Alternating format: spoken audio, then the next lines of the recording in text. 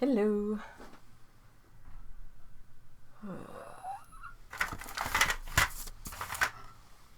Yep. Yay! Oh, good gosh. Hi guys. I'm heavily under caffeinated, so it's gonna be a bit sluggish in the beginning.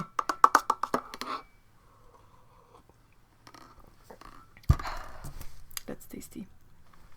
All right. Hi Dan. Hi Alex. Hey Otto. Yay! I'll try to get your god kitty sooner or later. I'll finish saying hi and I'll go check. Hey, on horseback. Hi Phoebe. Hi Melissa. Hi Susan. Hi Fairy Dust. Hi Amisha. Hi Mikey.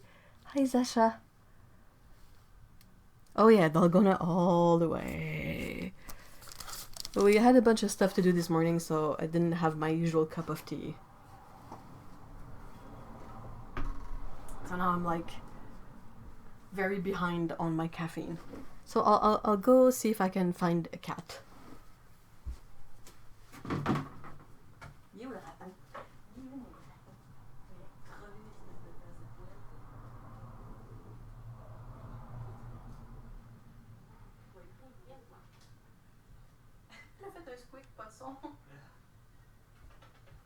Arrête de grouiller.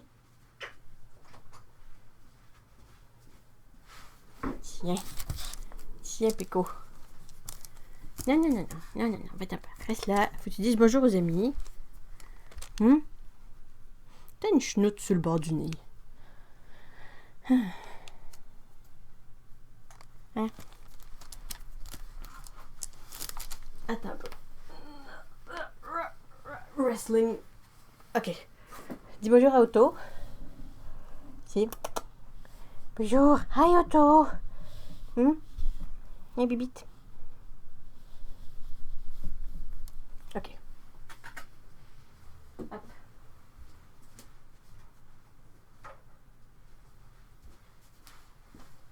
There is a lot of bird watching to do.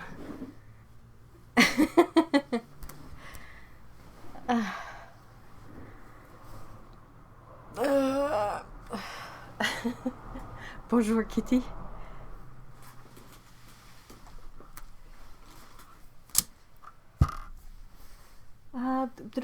Haven't drank anything else other than Dalgona since it walked into my life. Yeah, I drink tea and Dalgona. Like I went through a full jar of instant coffee, which is a first. Used our Aero latte to make Dalgona, but then it broke later that day. Oh no! I used my hand mixer.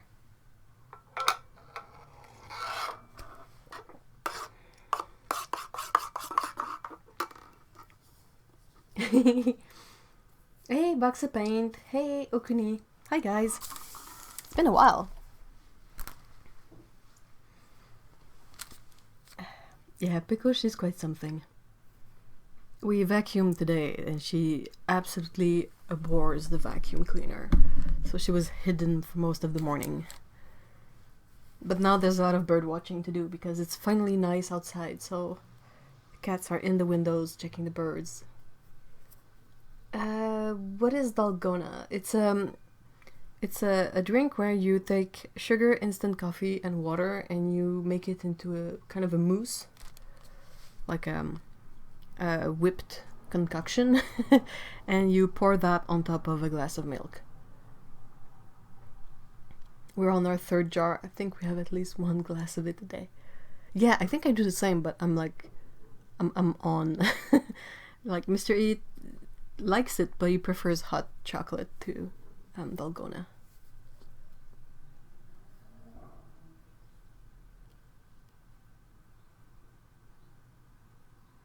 You can hear the crawl space kitty. What is she doing, Amisha? Ah, crawl space kitty. Hi. Hi, Lena.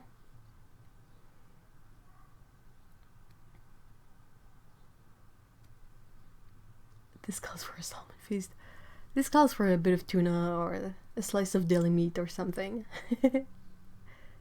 I love the crawl space kitty. She's a good one.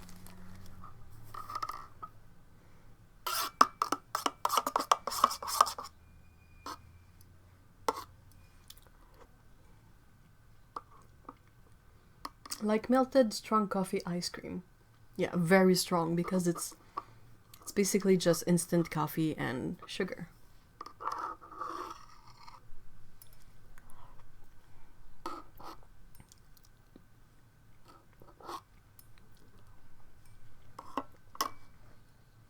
It's very strong, so that's good. Hey Gwen, hi.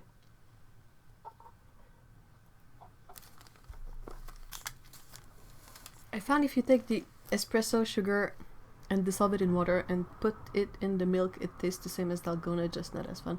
Yeah, I figured that out too when I tried to make dalgona with instant green tea and then matcha.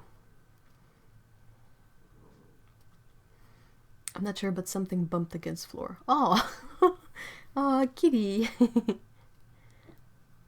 It makes for a really delicious green tea latte, but it's not foamy, so yes, it's a bit less fun.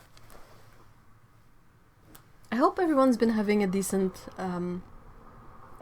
week.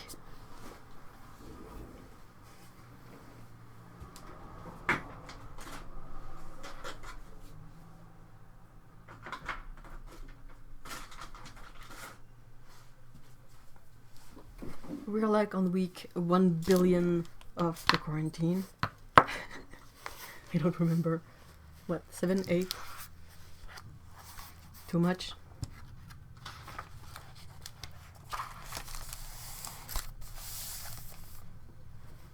A slice? Crawl space kitty needs a feast. She's earning her keep. Well, if she's earning her keep, she doesn't need that much supplementation, though. If she's eating all the mice. She's probably pretty stuffed.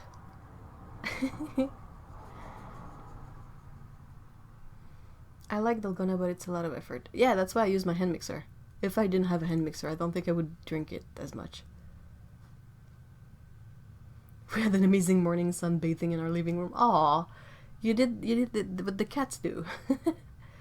What are you drinking? It's a glass of chocolate soy milk with like frothy coffee on top. Coffee mousse. I don't know what to call it. Foam? Foam is probably right. Ladies, I'm contemplating buying a waffle maker. Any thoughts? Oh, I use a panini press that has interchangeable plates. So I can have either like flat plates. I have the one with like the grill, and I bought the waffle ones. So I can do waffles with that.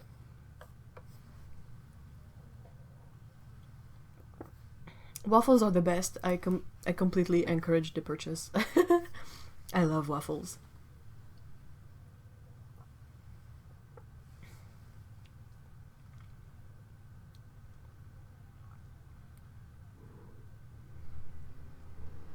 The week is better now. I'm glad. Yeah, it's been okay making homemade Oreo cookies. So we'll see how it goes. Whoa, that's a lot of effort. Definitely not manic spring cleaning marathon, but we're able to stay home uninterrupted more or less. I can hear the sweet song of the vacuum downstairs. Bleh, vacuum, gross.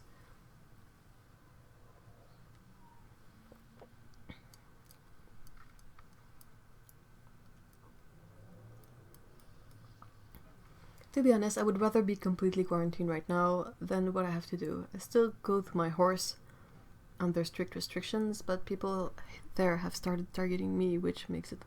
What? Why? That sounds so unpleasant.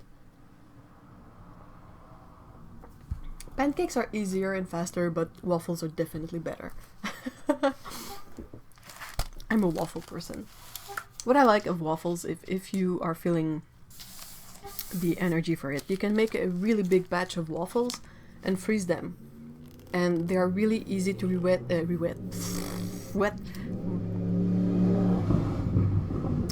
Yep, summer is here, I think. To reheat in the toaster. You just plop the waffles in the toaster and you're done.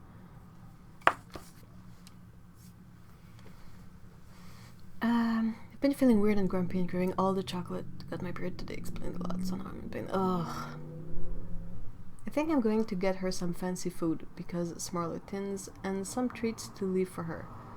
But I do not want to discourage the hunting. Yeah, I think a tiny bit of supplemental food might be good, just to make sure that she's not running out of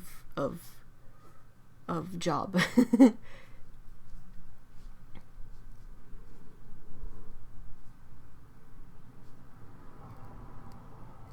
So yeah, I'm just glad that she's there. I love her. She makes me happy. Your crawl space kitty. Hey Marla, hi.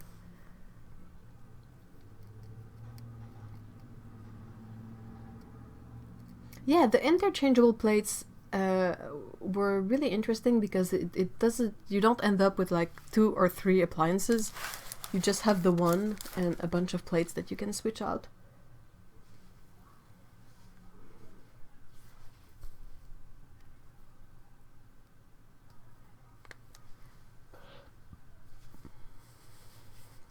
I'm in the French toast camp. French toast is definitely easy.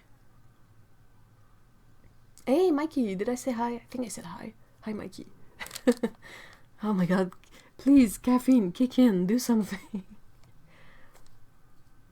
I buy the ready-made waffles and put them in a toaster. Real good too, yeah.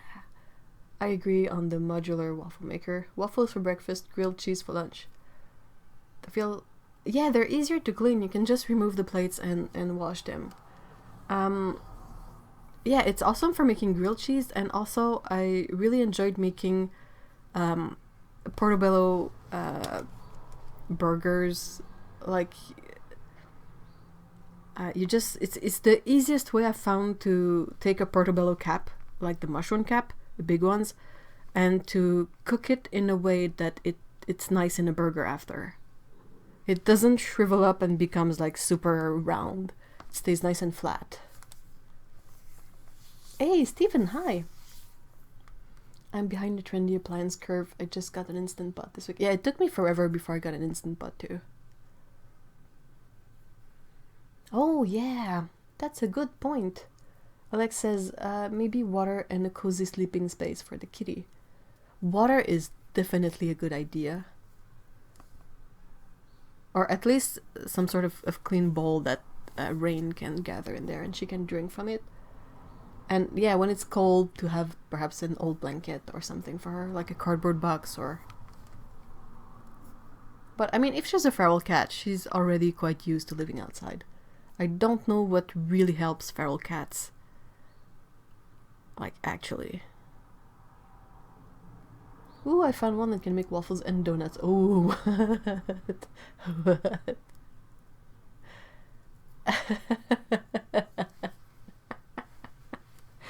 Oh, man.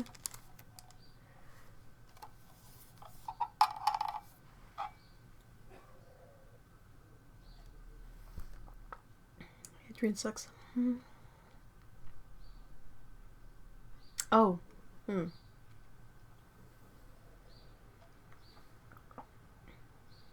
I really hope things get better on horseback. I really hope we can sort of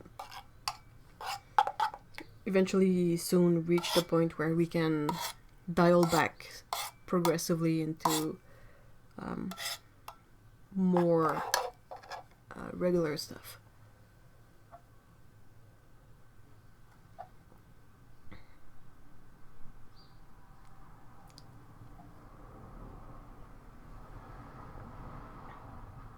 Are you for real on horseback? What the heck? That's so stupid.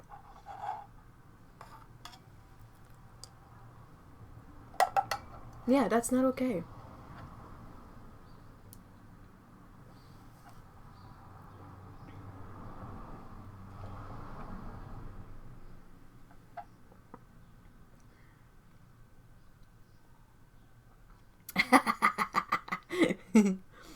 Well, I'm really glad to see that Susan, you've been busy. Susan says, I've been painting pressed boat truckles and billowings. Making swirling watercolor potions in crazy cauldrons. So much fun. Is there a pandemic quarantine? There is. Ah!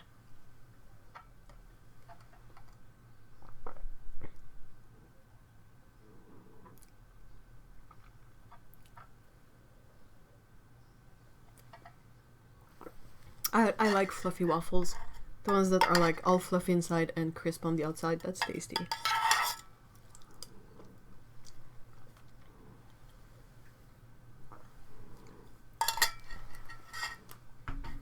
Here we call the most the waffles that are more like dense. Hold on. We call them Belgian waffles.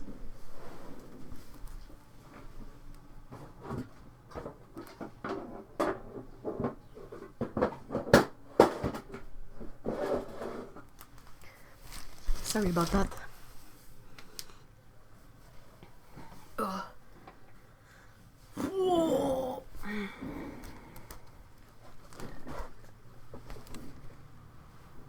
Ah, that's better. I make healthy ones with coconut flour and non-fat Greek yogurt.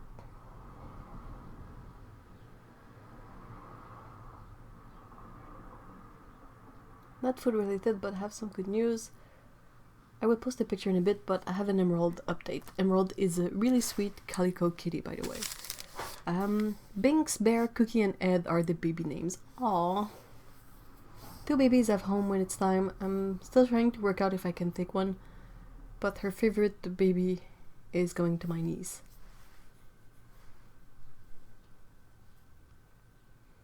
Kitty!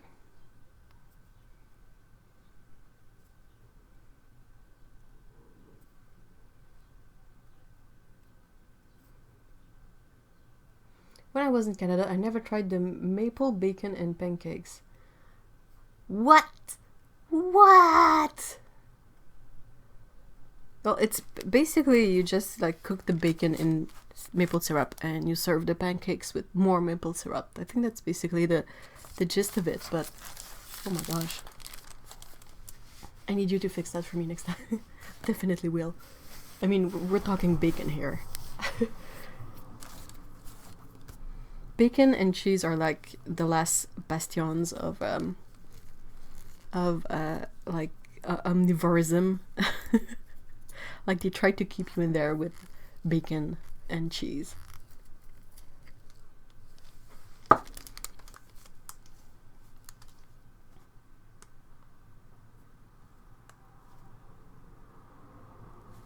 Fairy Dust says, yeah, in Sweden we have waffles thin and Belgian waffles thick. Kind of like pancakes, thin, wide, kind of crepe-ish. vs. American pancakes, thick, small. Well, here we call them either crepe for the thin ones and, we all call them crepe, I think. But yeah, you have the really, I think is it crepe Suzette? Anyway, the really thin pancakes and the really thicker ones.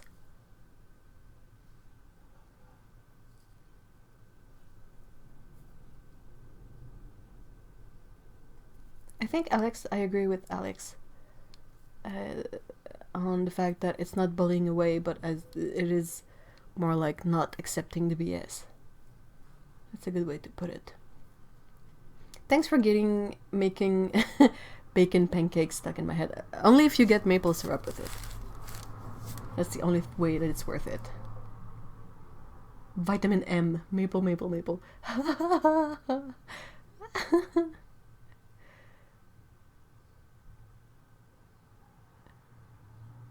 Although, I think there's a picture of the beans on the Discord. Bonjour, Peko! Tu t'es fait peur toi-même avec la porte. T'es tellement nouille. T'es tellement nounoun. Dude, this cat is not the sharpest tool in the shed at all. She's super cute, but she's super dumb as well. Elle est tellement épaisse, elle s'est fait peur avec la porte. Elle-même, tu sais.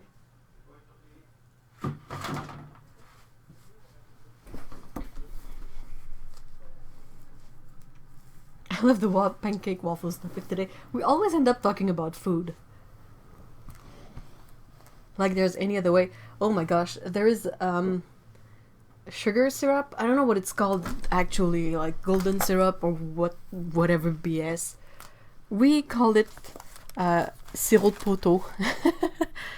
Okay, let's explain sirop poteau just for a second. Sirop is like syrup, and poteau is the word we have for how would I translate poteau? And Guillaume, comment tu traduis poteau? Ouais. Ah, pole. Ouais, okay. So it would be like pole syrup.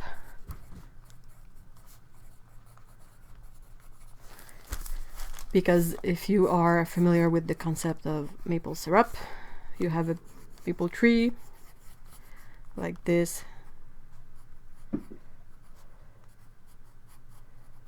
Maple, and when it's spring, you put a kind of a beak in there, and you attach a bucket, and you collect the sap, and then you boil down the sap, and that gives you the syrup.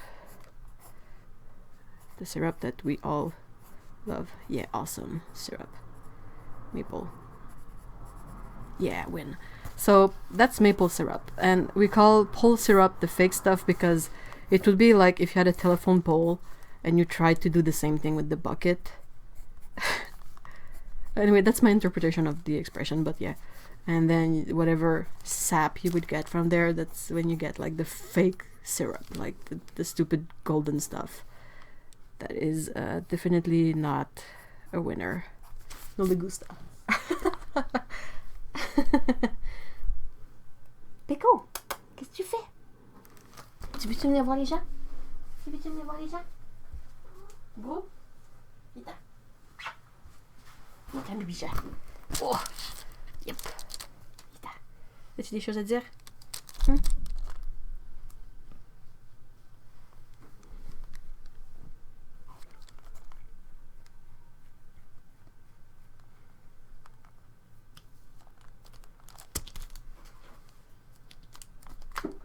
She's gone.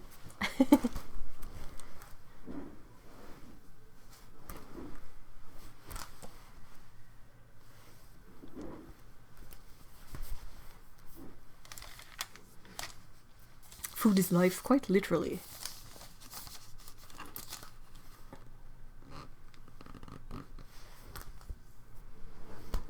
Hold on.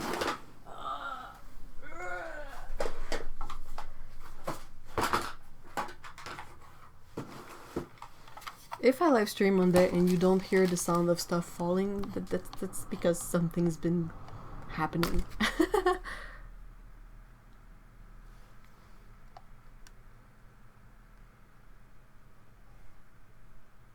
How expensive is horse feed, just as a reference? Qu'est-ce que tu fais, Pex? Ok.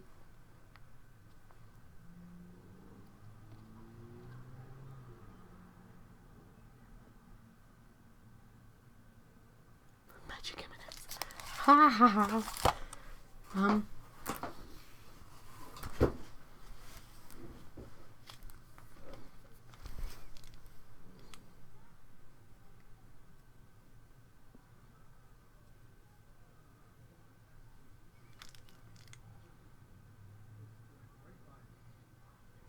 Qu'est-ce que tu fais? Salut.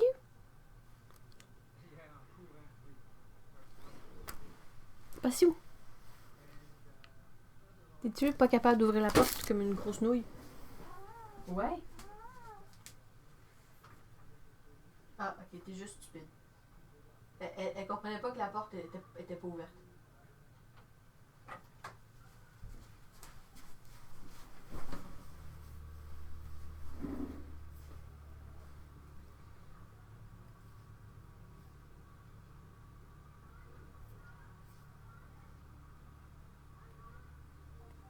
Never tried molasses? Really?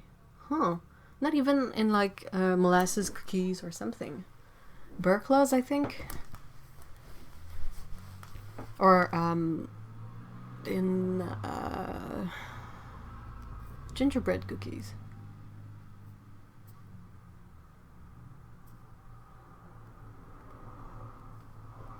Molasses is delicious.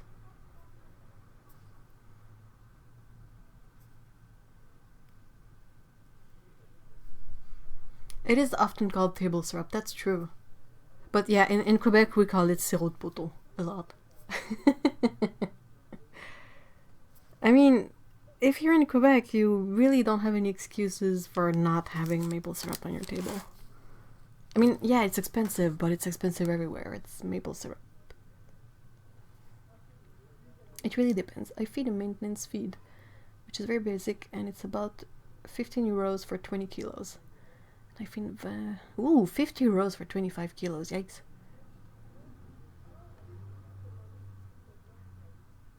We don't have molasses in Sweden like at all. Whoa! Oh, I thought molasses would be kind of a really common thing, because it's kind of a byproduct of refining sugar. I hate molasses. It's so bitter yet so. I don't taste the bitterness in molasses. I think that's why I like it. Molasses tastes like a perfect cup of sweet concentrated black coffee to me. Oh my gosh. I cannot imagine drinking a whole Can you imagine? Oh. Shoe fly pie. Is that with molasses? Oh my gosh, so many people in there have never had molasses. I'm stunned.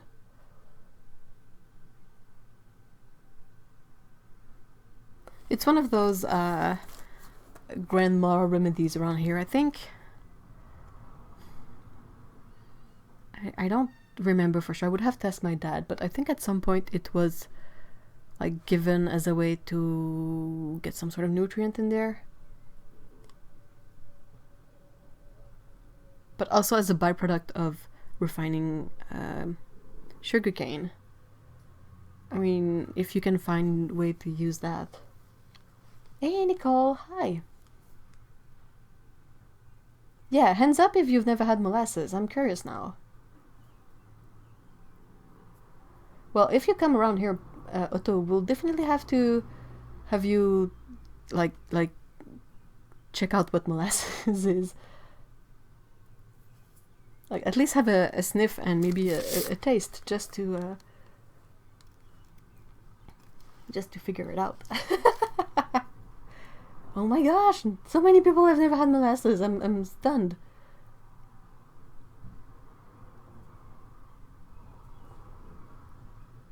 I don't get why it's so bitter to me, but to everyone else it's nice and sweet. It's probably that you somehow ended up with a gene or lacking the gene that sort of...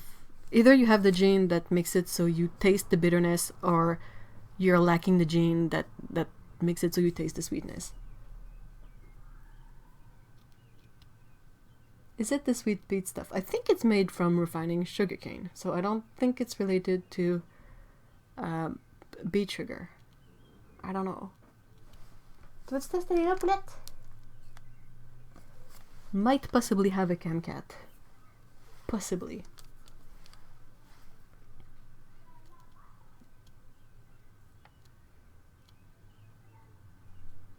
Just put a picture of my cat on the Discord. Oh, awesome!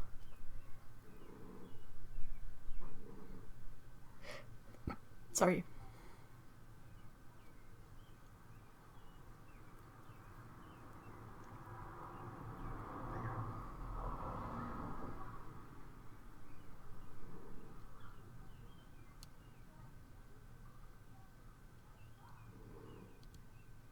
Oh, aren't cliques the worst? Blech. Ok, t'es cute. T'es vraiment toute cute. Hey, voyons, Pico. Hello, mon bébé. Hein? Oh, c'est difficile d'être un petit chien. Pétasse.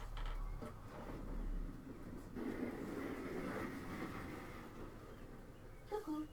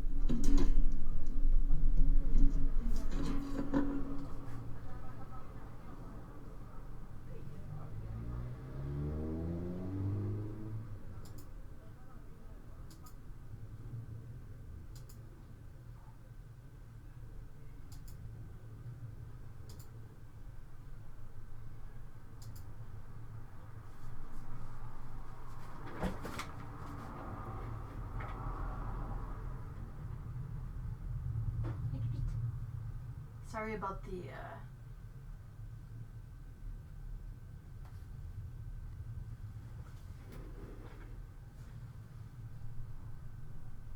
there you go.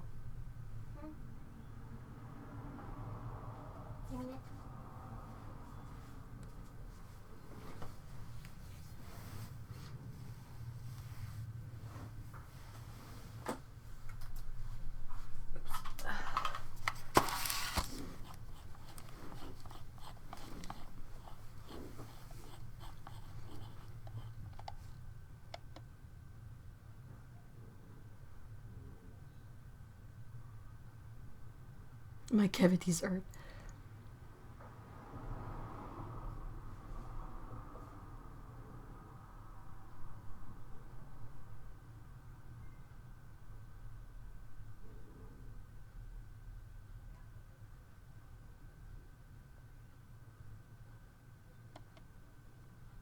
Did I miss some trivial talk? Oh, that's so cute.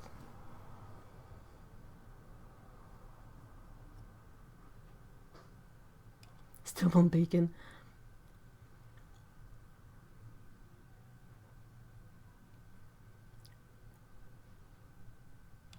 Hey, Holly, hi. Hold on, chat just jumped. Bloop, bloop, bloop, I'm catching up.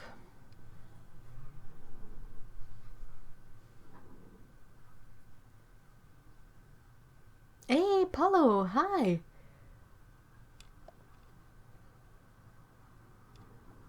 Alright, all caught up.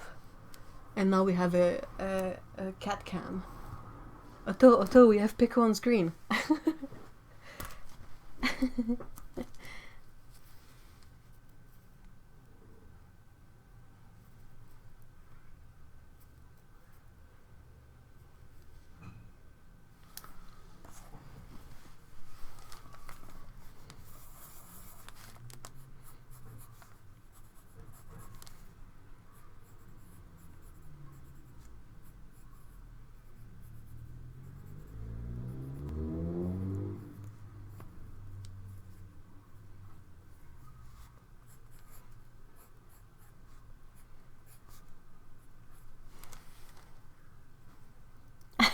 That's why I mentioned it. I know that sometimes you have the that corner of the screen hidden, so I felt it would be a good idea to mention the cat cam so you could get to see your god kitty.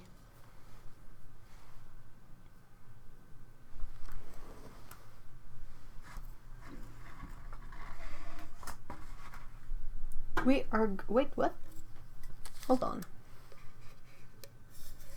I'm doing okay and we are exiting the emergency lockdown. We are going into calamity state.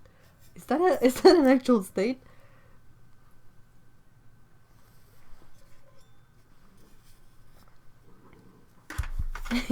I've always been a cat, Nicole.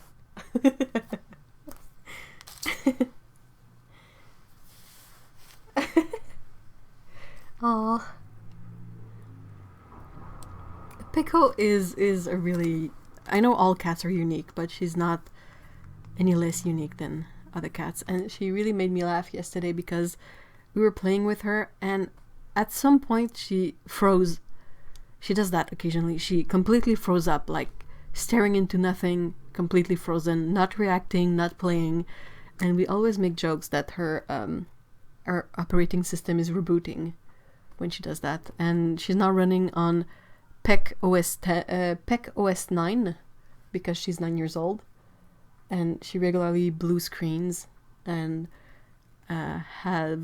she has well, it doesn't, the pun doesn't work in English, but she has, you know, like the 404 error page. In French it's 404, but it's almost like cat 0 cat. So yeah. So we say that she does a 404, and it's like there's the word cat in there, haha. And yeah, and eventually she sort of came back and continued playing. But yeah, it was really funny.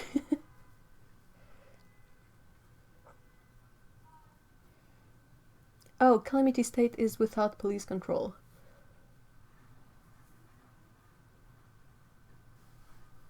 we can do normal stuff. Good grief. We've both agreed that we're going to stay as isolated as possible until there's a vaccine. That's a good idea, Otto. I think I will continue walking away from people. I mean, why not?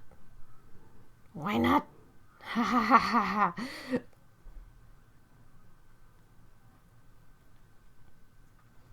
Oh yeah, Phoebe, that's kind of terrifying to watch happening. Phoebe says, here in America, people are taking give me liberty or give me death to a whole new level. Yep. I don't want to talk too much into politics, but the news have been absolutely like, every time there's something really insane going on in the news, you think, oh, it can't really get worse than that. Like, can it? Nah, there's no way it can. This is pretty much as intense as it's gonna get, right? And then next week rolls over and something even worse happens, and you're like, holy moly, I really didn't expect this to go this far. And you're like, oh, surely next week can't be that bad, right? And then again, the week after that, it's still like even more hardcore, and it's just like insane. 14 in French is 14. 14. Yeah, quite close.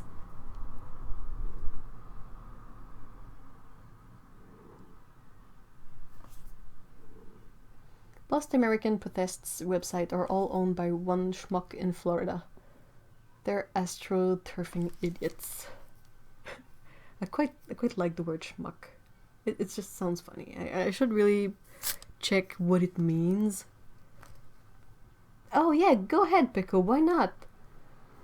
It's not a Pico catcam stream if she doesn't wash her bum at least once.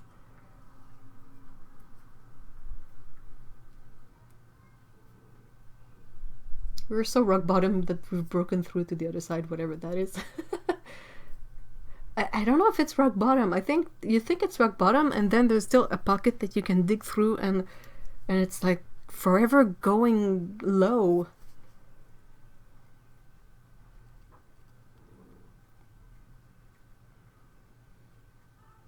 And yeah, I guess eventually, since the Earth is flat anyway, they're gonna peek through to the other side and fall into nothingness, right?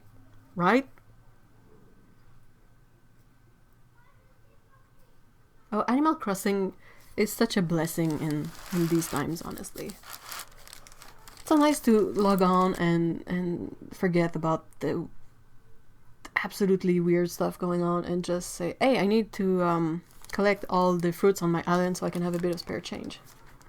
I think schmuck is Yiddish for a jerk. Yeah, well, we heard it in Unorthodox, but that's the thing. It's one of those words that is commonly used, and we've all heard it. I just want to make sure like what it means, so I don't like say something in the bad context where it doesn't work.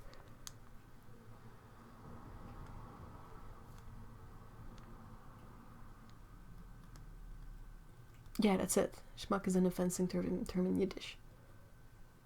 That's the weird thing. Like, it's something that I kind of struggle with since French is my main language, is that you always, especially now, you end up hearing a lot of words in other languages that have meanings. I think one of them would be bomboclat, that has sort of gone like viral, but I think it means something really bad. So it's not something you want to use without maybe knowing what exactly what's the meaning, you know? Turnips are the way to go. I don't know, my turnips have been really not good. So for now, for the pocket change I kind of need at the moment, I'm just grabbing all the fruits that are not from my island originally and selling them, and they still earn a good a good pocket change. And I mean, I'm not in it to win it, I'm just in it to chill. So I don't really like bother. I don't seek out the best turnip prices. I don't, I just try to have fun. You can send me whatever you want. I'll take it. I'll absolutely take it. I went to my first catalog party the other day. One of my friends hosted one, and oh my gosh, it was so much fun. And I stopped talking about AC. You want to send me actual skirts? That's probably the one garment in real life that I just don't wear. You can... What can you... Hold on, what's that all about? What can you farm for a tarantula? Also, dude, the tarantulas in there are terrifying. And why are people farming tarantulas, honestly? What am I missing? Yeah, that's a good way to put it. Phoebe says, in America, schmuck is used more so as idiot, but a lot of people find it offensive and culturally insensitive. That's kind of the side that is super easy to forget, but yeah, the thing is you end up, even like the F word, it's something that we hear a lot, but if me as a French Canadian, I say that word in a sentence, I don't really mean it with the meaning it actually has. I kind of mean it just as an expletive, you know. So I try not to use it too much, or to use it when I'm just like with people I know. But it's just weird. I mean, the skirts in AC. Yeah. Because they sell for 8K each tarantulas. Oh yeah, but they're tarantulas. They're gross. Blech. Nicholas says, oh, by the way, guys, I found out that the wind was taking my across the street neighbor's garbage into my yard, and it wasn't people throwing stuff out of their car windows. Oh, that's great. That's great. Hey, Dominic, hi. Otto, are you still around? I can't catch the tarantulas. The first one that I saw, I was able to catch it because I panicked. I was like, ah! And I grabbed it, but every single one I saw after that has ambushed me and bit me. In the game, of course.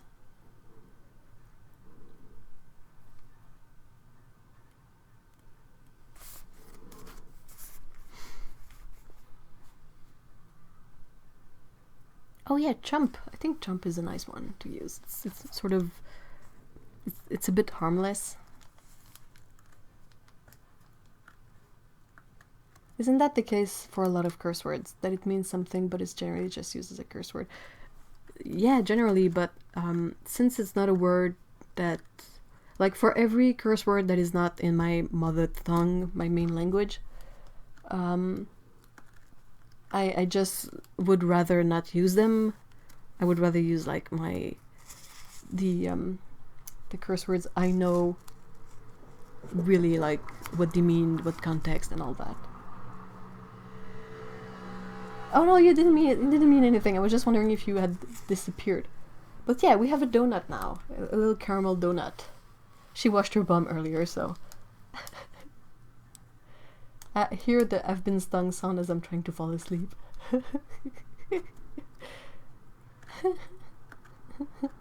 I know there are tactics. I saw people make like mazes with holes in the ground and like stuff and yeah, but oh my gosh.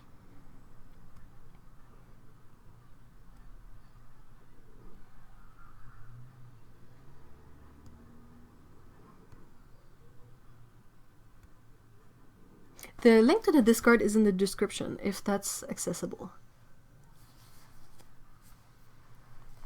I also have Scout with me in the window. She's looking outside.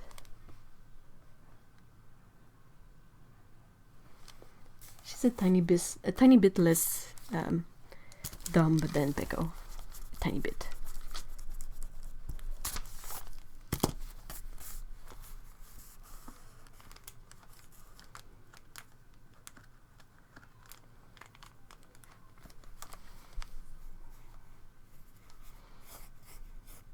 Oh, I would like to mention,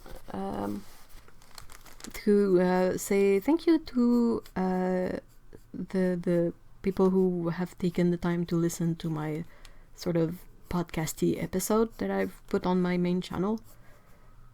It was something that I wanted to try because sometimes it's not always easy to record something to talk about and put it together. And I figured that maybe I could try this.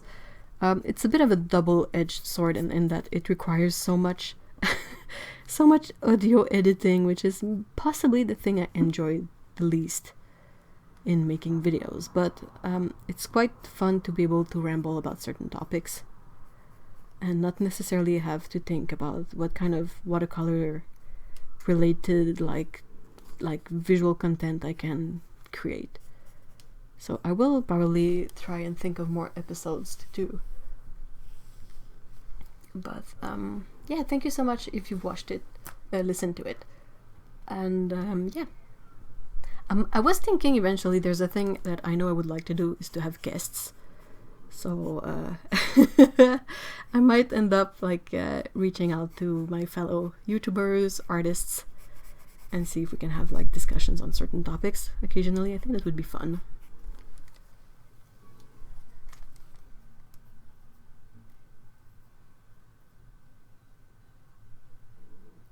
Oh yeah. Do we have a link to that? Lana says that if you don't know that, but Lana has put together a really awesome watercolor light fastness database, and it's also a really good reference of swatches, and it's like huge and it's really big and it's super impressive and it's really awesome. No, it's absolutely worth mentioning. It's an incredible resource that you've put together, and it's just like absolutely I'm trying to think of the word. Priceless.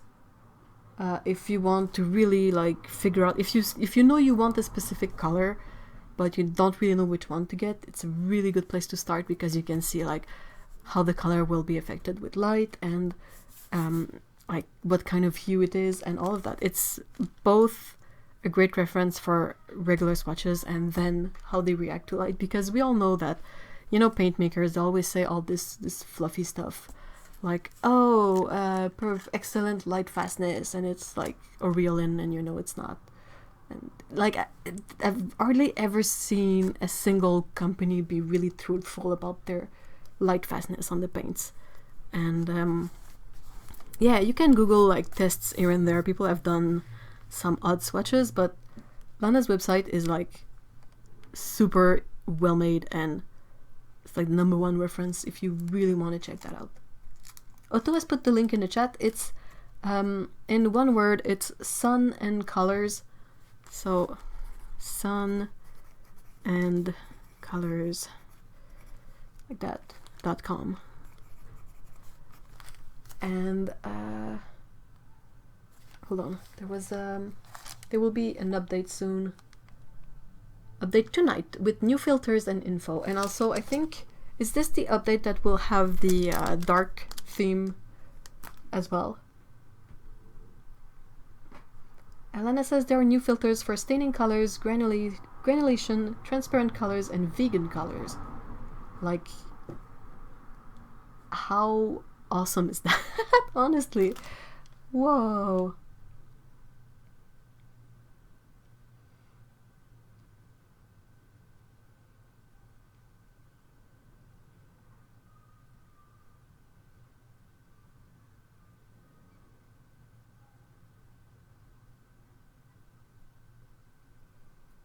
Yeah, I don't do the fluffy doofus paint statement. I laughed so much, Otto, in your latest video when you started reading the fluffy description and just couldn't. That cracked me up so much, because it, like, you started reading it and I was like, are they for real? And that's when you went like, ugh, like, this is way too fluffy for nothing. So that cracked me up. But yeah, I mean, that's absolutely useless, the fluffy descriptions. The ancient Greeks used this color. I'm like, yeah, fine, awesome. I'm not here for the history lesson necessarily. Like, it's super interesting in the context of like a documentary that would be about the origin of these colors. But on Daniel Smith's website, when I see something like that, the first thing I'm thinking is, like, I feel like I need to research it myself to figure out if it's true or if it's just stuff that they're saying to like fluff their stuff up. Oh yeah, and the dark theme too. Yay!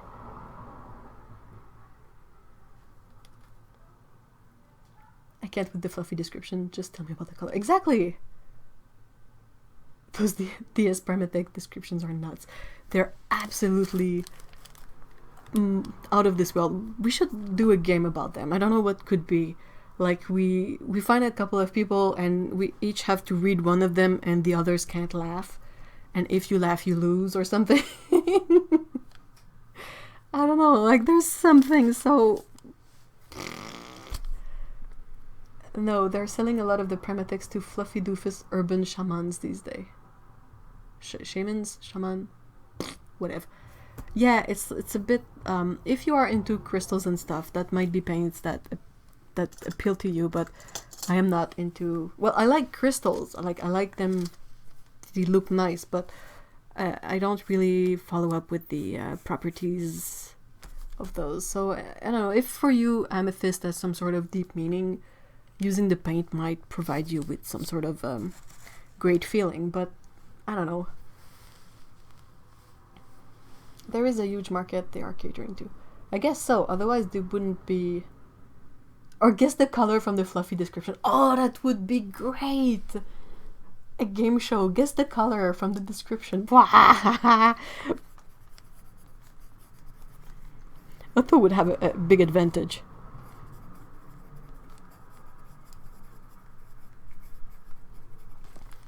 That's, guess the pigment based of the fluff. That would be hilarious.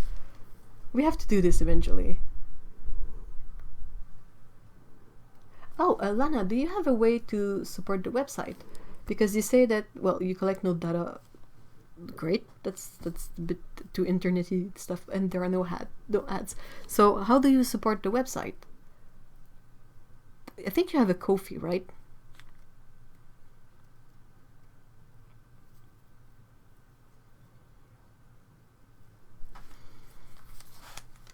I lost my cat.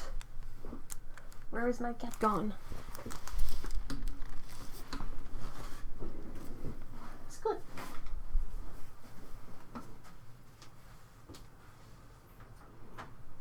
Est-ce que est sorti? Oui. En vrai? Elle est venue se blottir sous la couverte sur toi?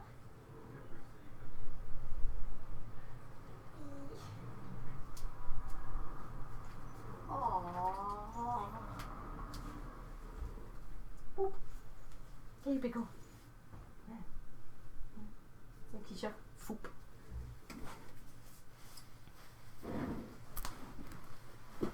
No, I don't, because I actively try to remove them from my brain once I've recorded the voiceover.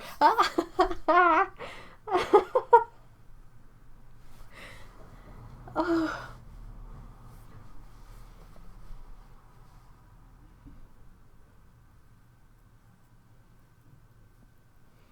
I can't play because I started laughing already just at the concept. Yeah, I think I would lose to Okuni. Alex says, speaking of ridiculous descriptions, I keep getting an ad pop up on YouTube for a home foot spa. The organic technique of cleansing through the feet does a full body purge of all vital organs. I'm sorry, what? No. No. Okay, Lana says, so far we pay for it ourselves with little donations over Ko-fi and affiliate links, both linked in the contribute part on the website. But I hate ads and want it to be available for everyone, so that's the best way to go. That's awesome. Which colors did you get, Paulo? In your new Daniel Smith colors. What's everyone's birthstone? What's yours, Otto? I don't know what mine is. I think September is like sapphire.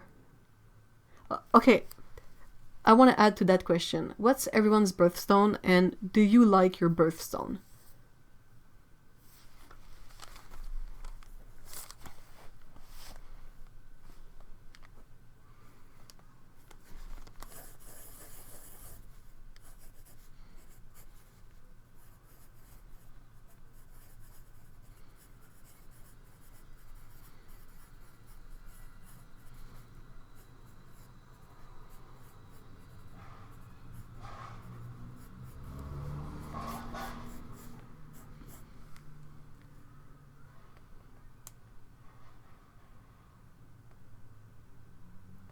And pearl, that's really a stone. Huh. Topaz. Yours is ruby. Amethyst.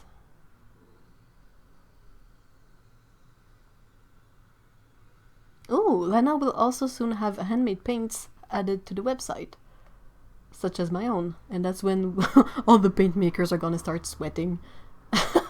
Like, oh no. Ruby, and yes, I do like Ruby. Yeah, it's the name of your gerbil. You have a favorite gerbil? No way.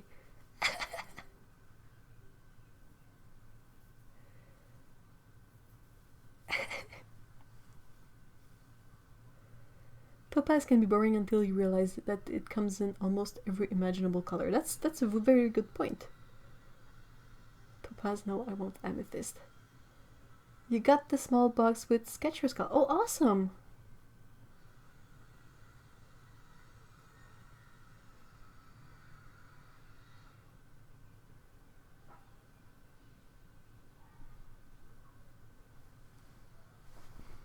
It's interesting to see what people think of their birthstone.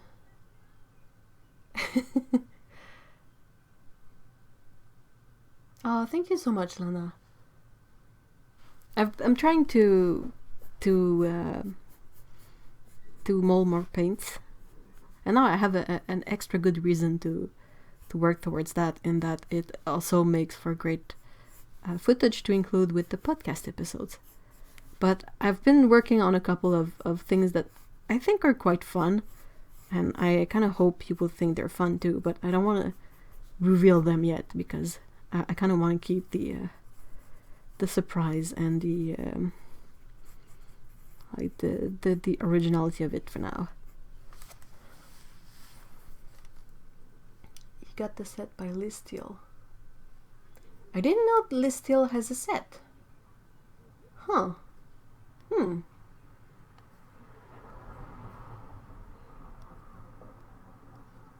I love that she uses I think she uses buff titanium.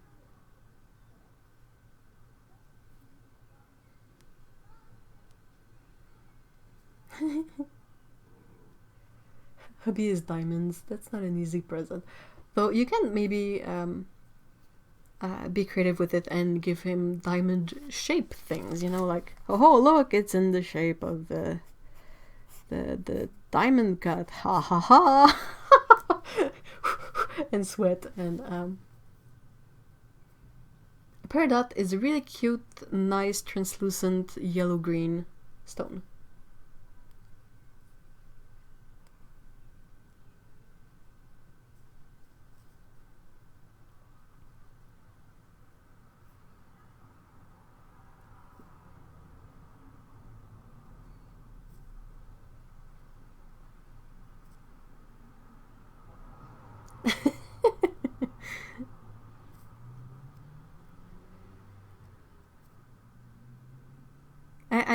I would have no issue with my birthstone if there wasn't some weird association with it. But I kind of like all gemstones in the same way that I like all colors. I don't think I've ever seen a gemstone that wasn't fascinating to look at.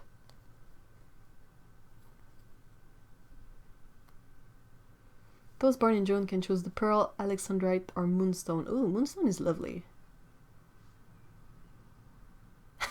Peridot was one of 2 stones that was in my first engagement ring that I had to buy for myself. Yeah, there's a reason that marriage is not. Oh my gosh, Otto, I'm so sorry. I'm so sorry. That's awful.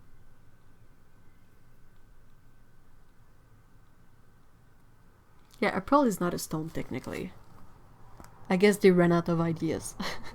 And we're trying to find something that is quite present in jewelry and that they could like associate with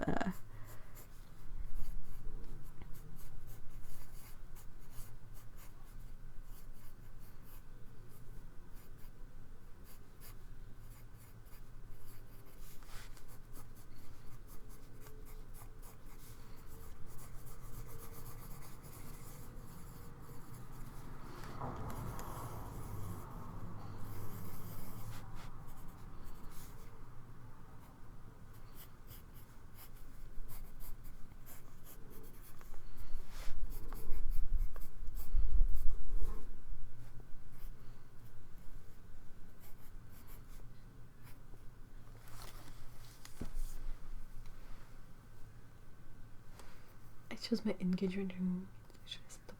Oh. I feel sorry for Jet that she's the only one who isn't on the birthstone list. The others are Ruby, Sapphire, and Pearl. Yeah, but Jet is such a better name than... Like, let's think back on what Primatech colors are black. Like, there's tourmaline. That's a bit of a mouthful.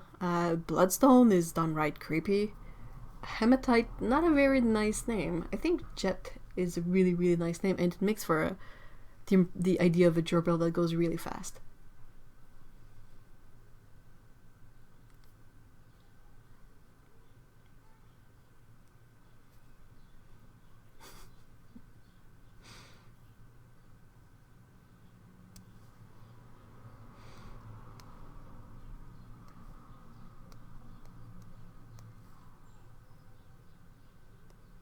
Wait, what? There are zodiac birthstones? Oh no.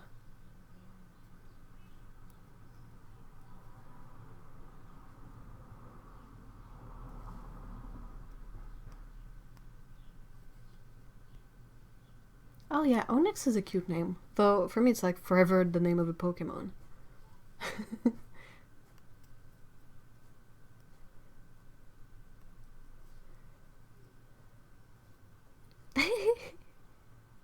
Yeah, a pearl is basically what happens when a grain of sand gets into any kind of a shellfish, I guess, like an oyster or a mussel maybe, and the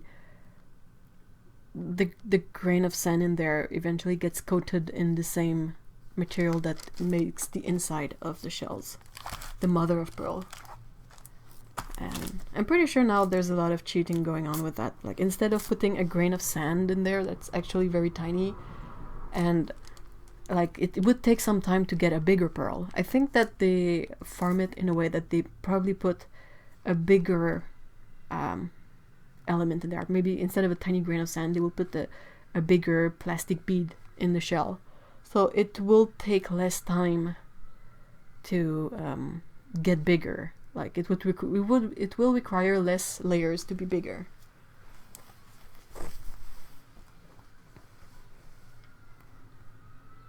No, yeah, that's right. They say pearl isn't formed under pressure. It is coated in layers. Yeah.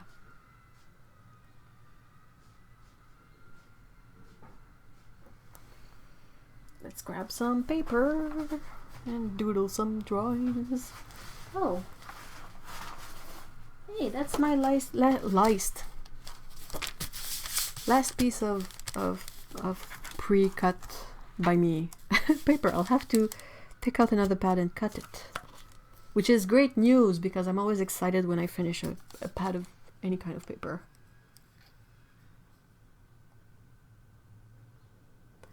Baxapaint says a pearl is sort of like a scab on people. Ugh. It's irritated. Well, I think it's irritating. It's bothering the organism inside the shell. So they try to keep coating it away to protect the Oh, so Okuni says they put glass beads in. Matte finish glass beads. So yeah, they kind of cheat. That's a thought. What's your birthstone? Scab.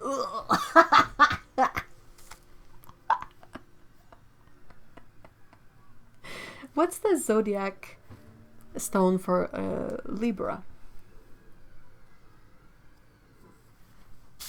I'm not big on zodiac horoscope and all that. There's another thing I'm not, like, I don't personally believe in, but I still think they make for interesting story elements. I think zodiac is one of them. Like, I don't really horoscope and zodiac. I just don't really pay much attention to it. But in terms of like material to build a story around, I think it's quite interesting.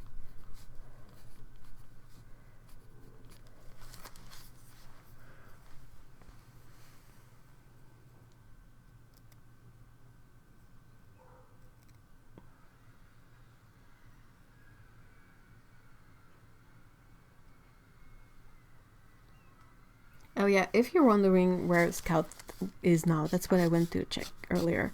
She is buried. She's installed on her Mr. E's lap, but she has a blanket over her. So she's really like nestled in and burrowed there.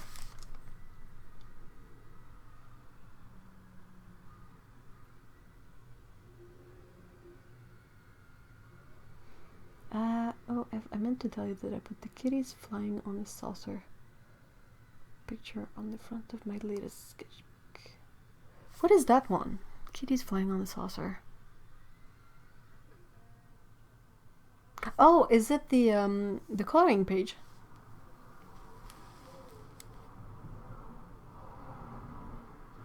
I thought pearls were parasites the oysters get rid of. Well, it's not a parasite per se, but it's an intrusion. It's a bit like having a pebble in your shoe. Google says the birthstone for Libra is the opal. Oh, nice. The zodiac sign of Libra also responds to peridot, agate, aquamarine, tourmaline, and sapphire. Oh, nice. I really love opals. I think, yeah, opals are fascinating, but so fragile and expensive. I agree. Like, I'm super happy just looking at pictures of opals. I don't really have any desire to... Like, if I were to find one for some obscure reason, I would definitely keep it, you know. But in terms of honing one, like, it's... The precious stone trade is weird occasionally, or all the time. Like, there's always some possibly fishy stuff going on, so I'm kind of careful about that. But now we have so...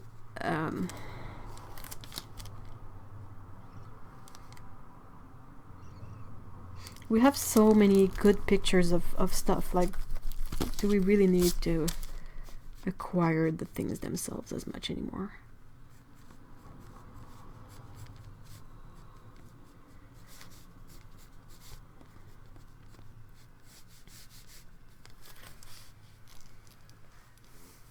Yes, the current bit. Oh, awesome! I'm glad people are reacting to it. That's good.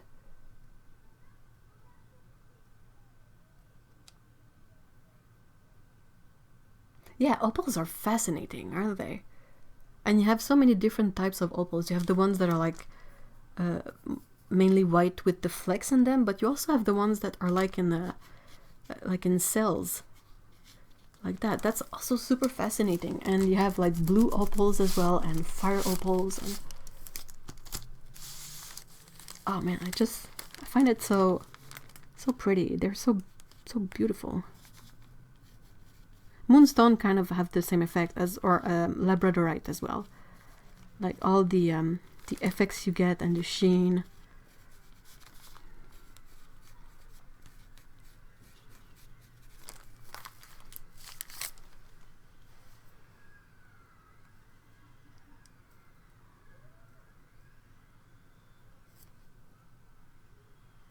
You had a brain fart? One of my gerbils is not called Pearl. She's called Opal. What? That's something that can definitely, like, Pearl, Opal, they kind of look alike, you know. Good glass artists can make opal-like colors appear in glass. I have a couple of glass cups that have a bit of that opal quality. I think that's a bit more, that's a bit more possibly kinder on nature. Though, glass uses sand and, well, silica, I think. But anyway, sand is kind of a natural resource that we are, if I remember right, like I'm not updated, but I think we are having a bit of a supply issue with sand because of beaches and all that.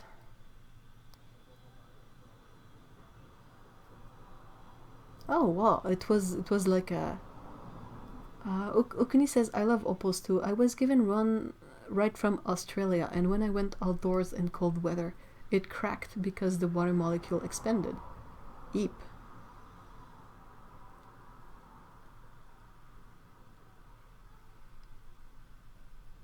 Fun chemistry fact. Spontaneous reactions favor the product.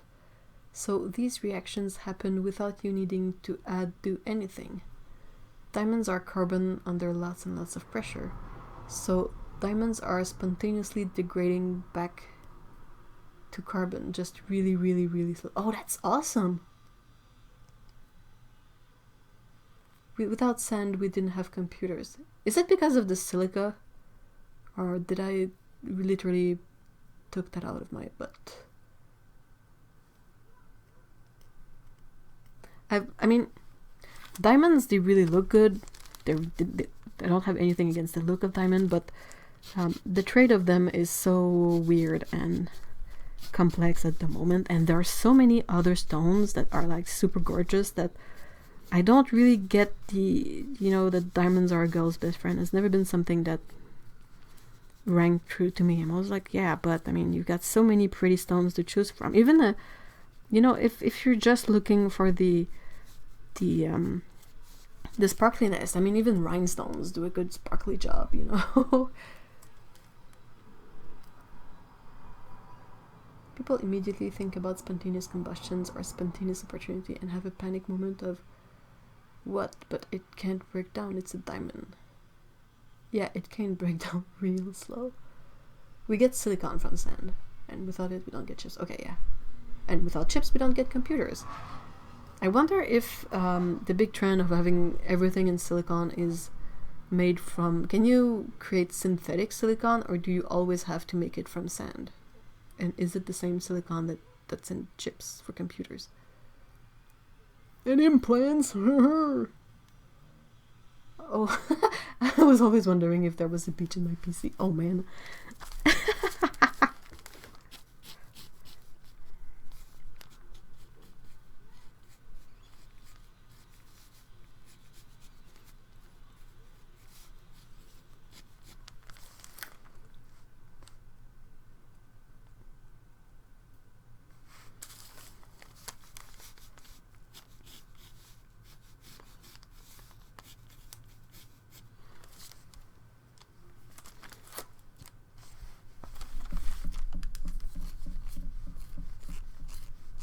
It wouldn't be cost effective. Yeah, it really wouldn't be. Oh, to have it, what wouldn't be cost effective? To synthesize it. I'm glad Paulo is here. Like, I don't know anything about all this stuff, and it's super interesting. So Paulo says silicon is an element, so it is very hard to create it. So you always have to get it from sand, I guess. Diamonds are mostly just a couple of decades of really aggressive marketing. They're not that special. Yeah, that's true.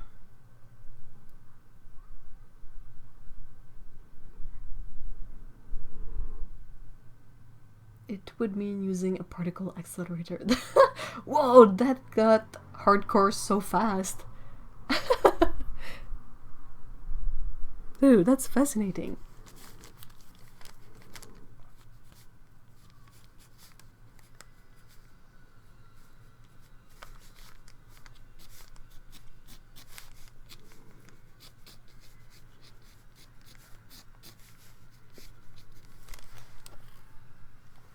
And silicon is one of the most abundant elements in the Earth crust. Oh, that's good to know. I didn't know that.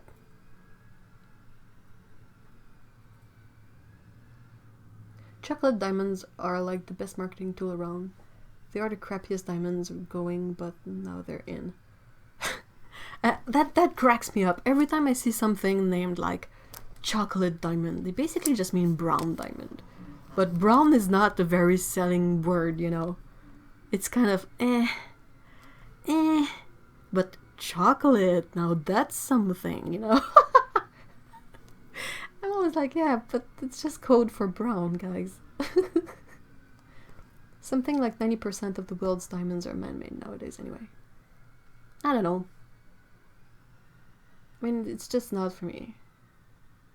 I would cheat, like I would get another stone cut in the shape of a diamond, like, oh yeah, that's a diamond, boom, pish. Sand is silicon. Oh, Pico, comment tu fais pour être aussi cute? Oh. They look pretty whether they're chocolate or brown. Yeah, but brown is not a good seller. Like, it's not a word that will sell something as much as chocolate.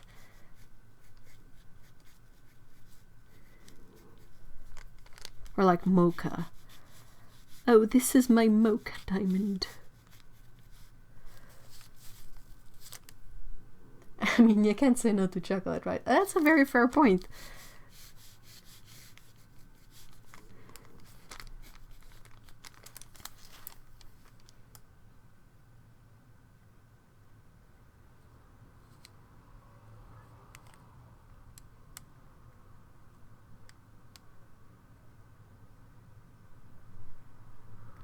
Pink salt is also expensive, but actually it's just impurities. New meaning to code brown. Oh no, we should call it code chocolate now. Though I think code chocolate would refer to a PMS. Better.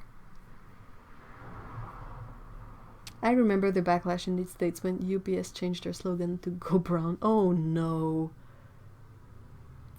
Don't. It's bad enough already. We got no shade to the UPS drivers. Are they how good are they? I've had mixed like delivery person from UPS. Like they would just leave the stuff outside and never ring.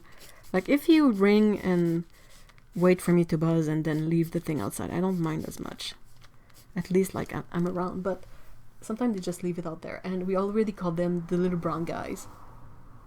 In French. Les petits monsieur brun. Code cocoa.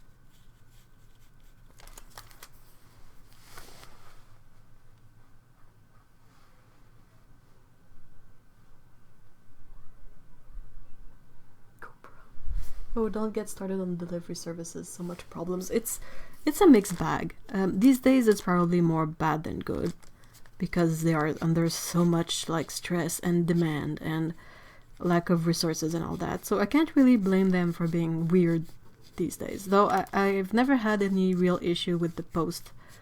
Like for me, Canada Post has always been, decent at least. I've never had the worst I've had was. Certain mailman who would see that I got a flat mailer, and they would still bend it and try to fit it in my post box, in my mailbox. Which, if it's in a flat mailer, you probably shouldn't force it and bend it, Like, just saying. Is that a flower crown the cutie is wearing? Yeah, they're both wearing flower crowns. Because why not? So yeah. But yeah, that's a bit of you guys remember I mentioned the grocery service I was referring to last week. They so completely messed up our order from last week. At some point during the packing process, they got mixed up between my order and someone else's. So, of my 2 boxes, one was, like, part of my command, like, my order. So, that was fine. But the other box, half of it was someone else's order. And definitely someone that does not have the same limitations as I do. So, there was a lot of cheese in there, and pizza, and dairy things. Mr. E was able to eat them, but still I was like, oh, crud. And we were missing like a bunch of stuff. They're still really nice, like they credited us with all the items we didn't get. But yeah, I just hope that this week the person who does the packing will perhaps be a bit more attentive to what they're doing. Like that would be really nice, please. I would really like to get what I order, because the things I put on my list, like, they're all stuff that either I know is amazing, or you know, like something that I think will be really tasty, and my week of meals is planned around that. So if they mess up my order and don't get the stuff I ordered to me, I'm a bit screwed. I'll have to either go to the actual grocery store and the nightmare of it, or be really creative with what I have here.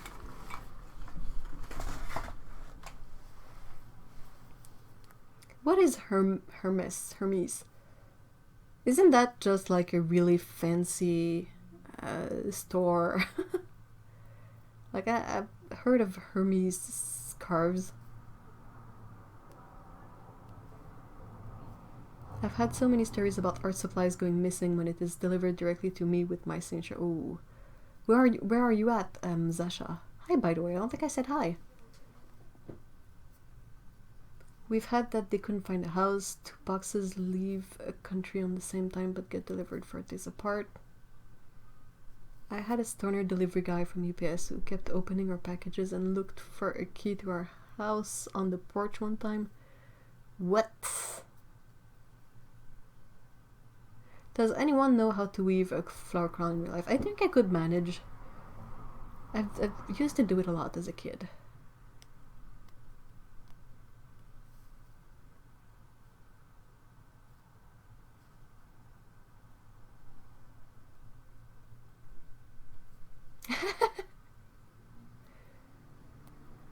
I am calm again now that I found decent kimchi.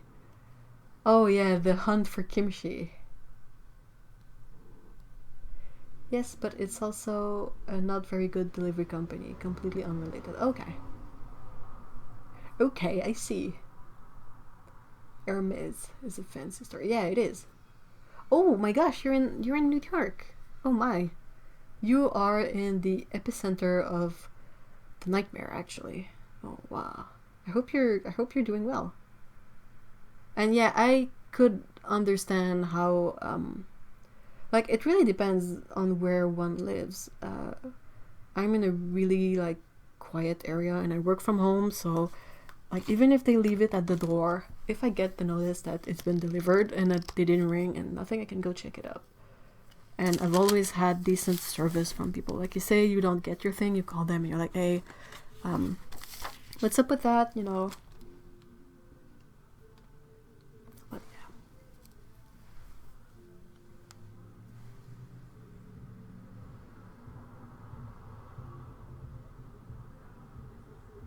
He overturned a bunch of figurines on our porch like he was looking for a hidden key. Oh my gosh, how terrifying. And just like that, Otto went to get some kimchi. Oh man, I hope I had put kimchi in my order last week, and that's one of the things that we didn't get, and I was so bummed out. I was really excited to try that one because it looked interesting. I think they put apples in it with the rest, you know. And I've tasted apple kimchi once, and it was really interesting. Hey, Tsukabu, hi.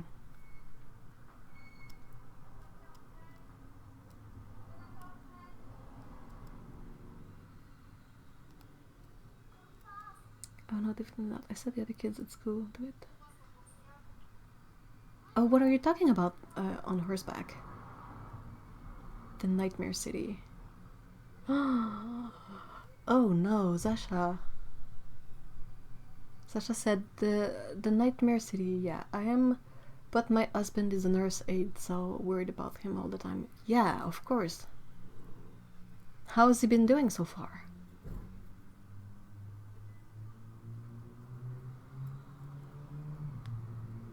Poor stoners always get such a bad rap because of one bad apple. Yeah, I don't know. The stoners have well, you guys like present company excluded, but the stoners I've met like in real life, they were not that great.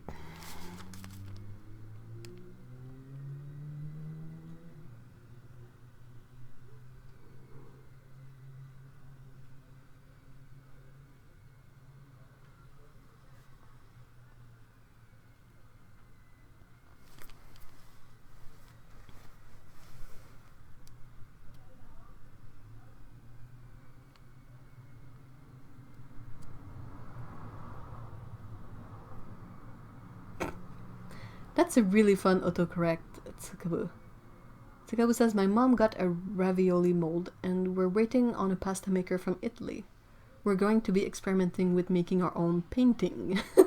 I know you mean pasta, but I kind of like that. On making flower crowns, you ask if someone could make them. Oh, okay. Okay. Yeah, I have a hard time keeping up with everything. Sorry. Basically, the way I remember doing flower crowns is you would need a bunch of flowers, and if they don't have long stems, you would need a bunch of grass with long stems. And you basically just like... Do I have something that I can use to make a kind of a demonstration room? I would need a piece of yarn or something. Give me a tail pickle. No, Mom, I'm sleeping. Okay, let's grab this here.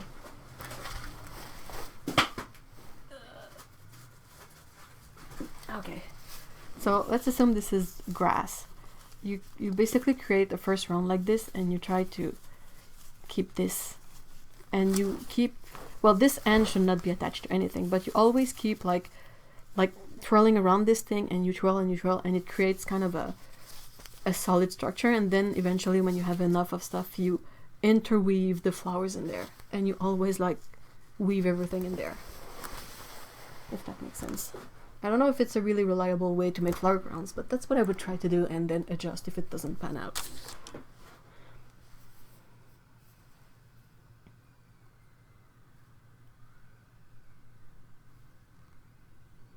I do despise the be safe, but I do wish you both. Alex, what do you despise about the be safe? Just curious. Aww. I'm glad he's doing the right things, Asha. I kind of wish more people were taking this as seriously.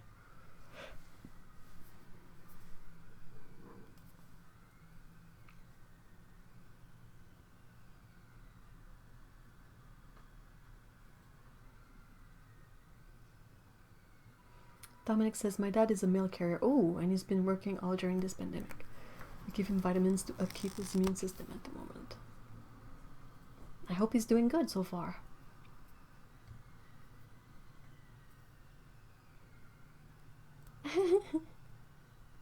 Yeah, I know it's pasta. It was just a fun typo because it didn't like went a route of a word that was totally out of context. It didn't say like pantaloons or something. It says painting, which cracks me up.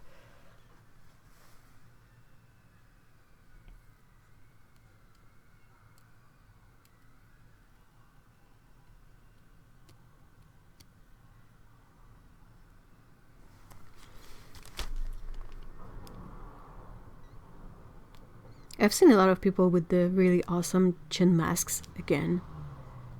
I'm like, yeah, dude, awesome. Your chin won't propagate COVID. Great job.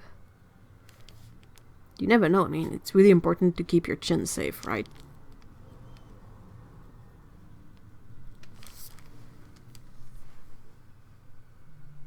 Hey, Lee, hi. It is supposed to be live. If this is alive or not. No, it's quite dead. I'm sorry. It is quite alive still. I mean, everyone who's still working through this nightmare is really, really awesome. Now, kombucha is tea. Kimchi is fermented spicy cabbage.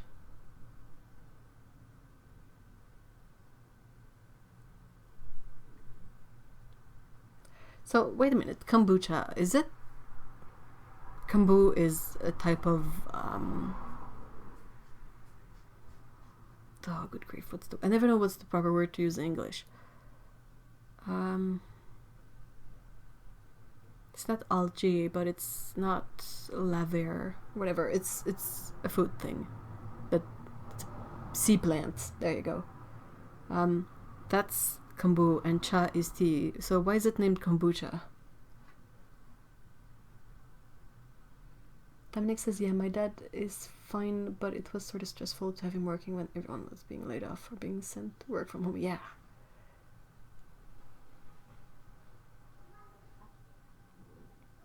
Chin safety is a real thing. I know, right?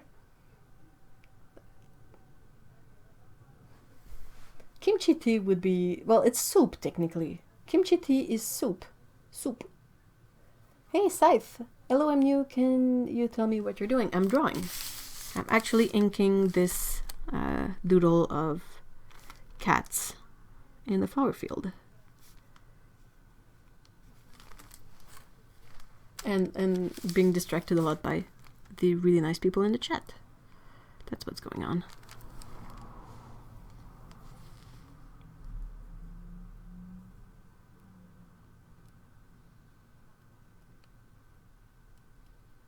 It was horrible when he had an abscess tooth. Oh, what? Good grief.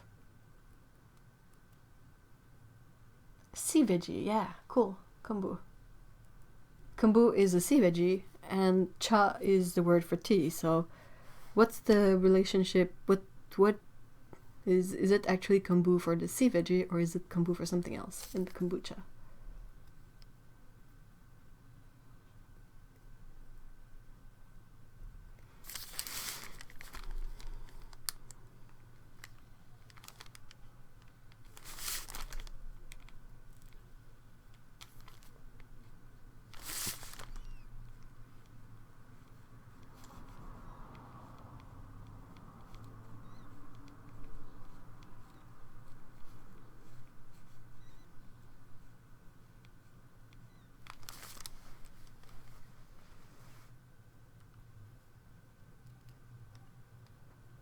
It has been hypothesized that English speaker mistook the Japanese word kombucha to mean fermented tea, when in fact fermented tea in Japanese is called kocha kinoko, red tea mushroom. Yeah, kinoko. I knew kinoko was mushroom, and I know cha is tea, so ko would be the red part. Thank you so much, Scythe. Thank you. Welcome to the live stream, by the way.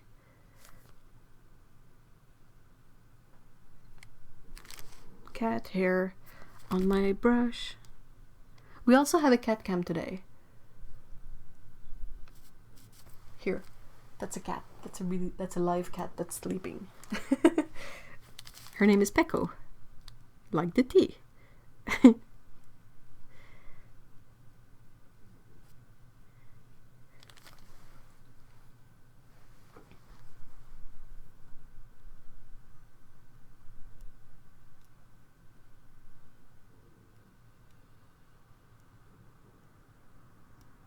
Oh, it's not going to jump you in the parking lot or punch you in the face or anything to inherently compromise safety. Going out will not compromise your safety. It may compromise your health, which you cannot guarantee either way. And if it's aerosolized in the air, even avoiding people won't necessarily protect you. So you can ensure safety with social distancing. What kind of expression would be better then? Instead of saying be safe, how could we express this sentiment? Otto says, yeah, we have kombucha as in seaweed tea, which is entirely a separate thing. I really like ume kombucha, so plum seaweed tea. Ooh. Is that hot? So is it like a soup? Paulo says, I'm Portuguese, tea is cha.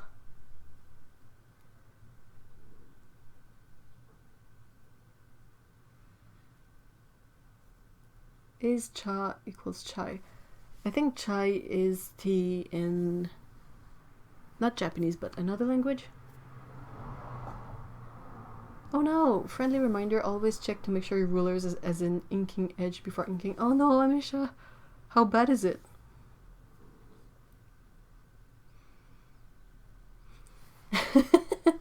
Paula says, I think there are only two ways to say tea in the world. Tea or tea and cha. In French we say thé.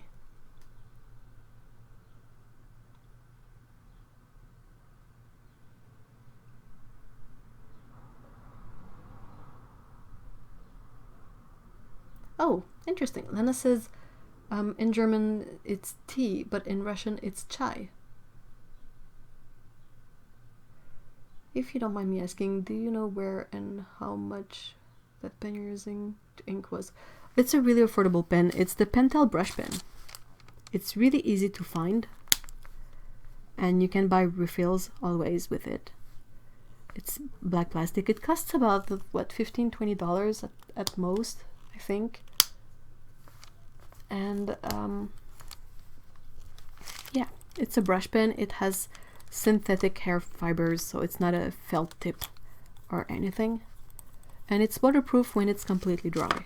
So it's really handy to ink stuff that will be watercolored.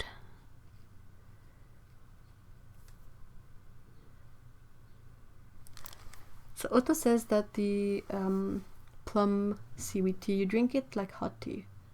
It would be like drinking a cup of broth, in a way. In Spanish we say té, not tea. So you say it a bit like the French. In French we say té as well. It's TH, like that. So Alex says, you could say stay healthy, be well, or honestly even just have a nice day. You don't need to end every conversation with an intended reminder to not get infected from the pandemic virus. Okay, interesting. Catastrophic failure on the inker's part. Oh no, Amisha, I'm so sorry.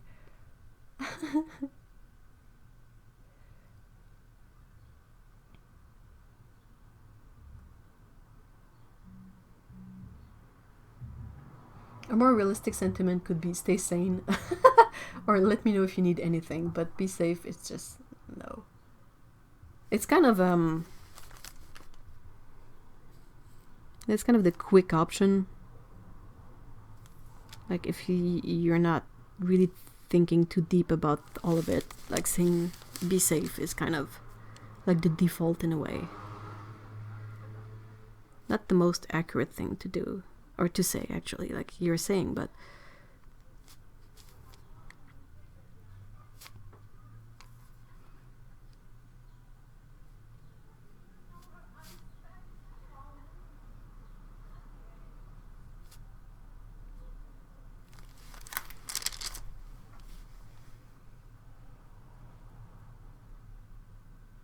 that's really interesting. How Paulo, you're right.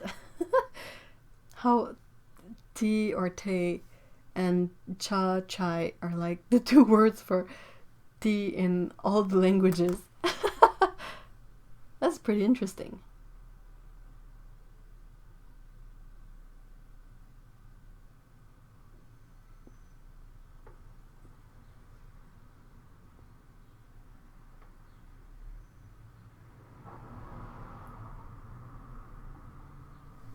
You're trying to get into art again. That's nice. Awesome.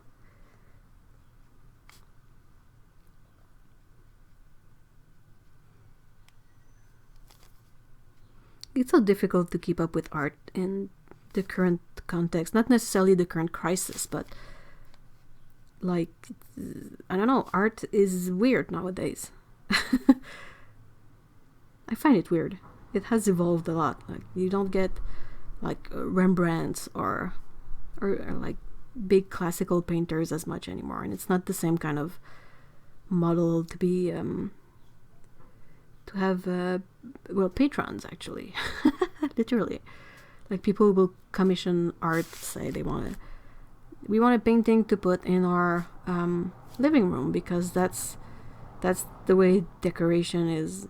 And like we don't have photographs, we don't have anything else, so we want you to paint something for us, and you have to take a lot of classical studies and know how to paint like people and stuff. It's definitely not like that anymore.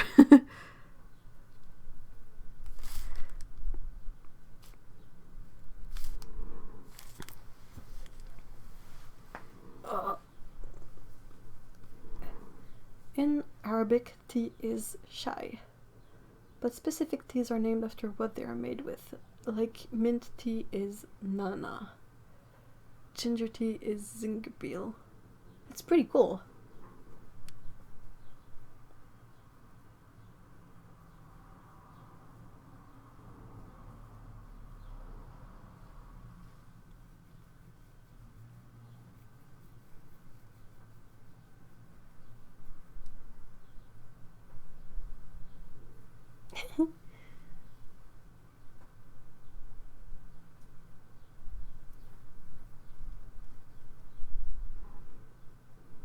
Same like ananas though. What? No, pineapple? We say ananas in French as well.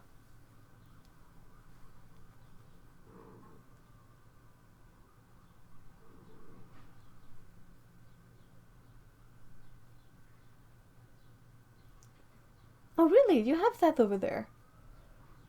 Yearly Portrait and Landscape Artist program from over here. Oh wow.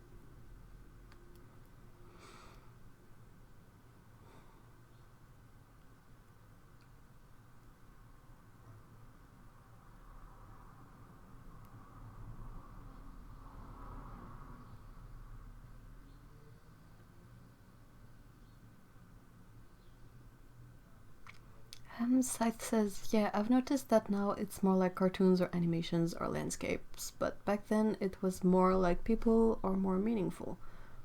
I'm not sure if I would say more meaningful though. Because, I mean, meaning is technically what you see in any piece of art, so it's not, it's very objective, it's not, it's very subjective, sorry, it's not objective. You cannot quantify if something has meaning or not, you know, like as a value of I can't explain myself properly, but it would depend on who's watching, who's looking at the painting to decide if it has meaning or not, you know. But it's just difficult because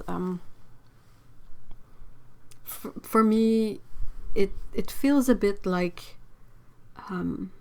since we have so many visual creative outlets today, that art is no longer perceived as what it is. Like, it's difficult, it takes time, it's not something you just like enter into the computer, you know. I feel like perhaps when everything was actually a painting, people had maybe a better grasp of everything that it entailed when you ask someone to paint something. Like, you don't expect to get it for $20 and have it tomorrow, you know. Things are changing, and I think there's a lot of good that comes with it too, but it's weird. On some days it's super inspiring and like a good place to be, and on other days it's really disheartening to see some behaviors. So it's a mixed bag.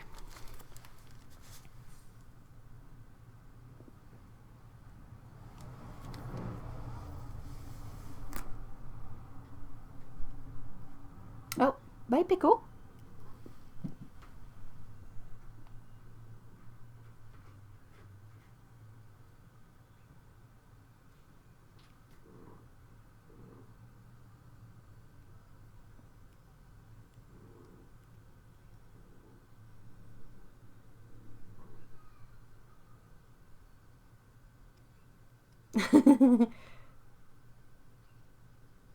Thank you so much, Otto. Oh yeah, they will be colorful, of course. She went to the window. It's window time. She's still around here. She's not on her chair, but she's over there. Okay, so this has got to dry for a bit before I can erase and ink. Because we don't want to make a big smudgy, right?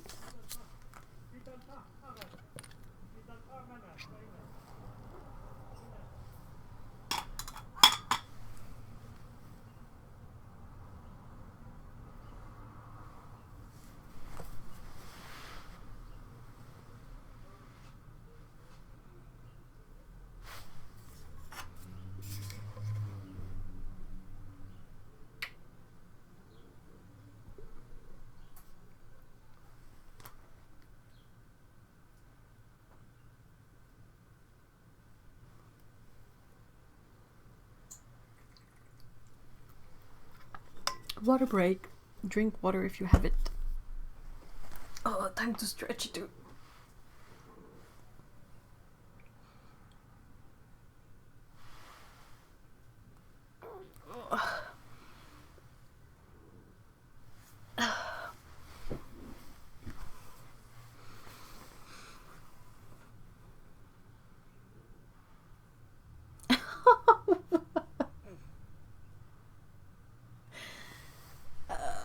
A huge smudge, a smoog.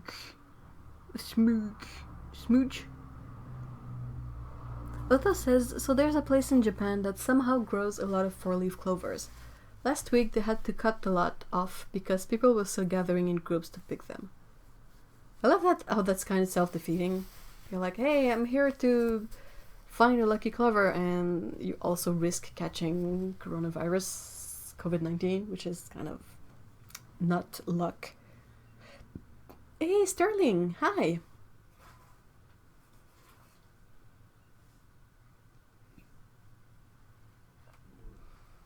Amisha says, what frustrates me is that regular people don't feel like they deserve to have original art, only prints or crap from Walmart. They'll pay $150 for a print, but not $50 for an original. Yeah,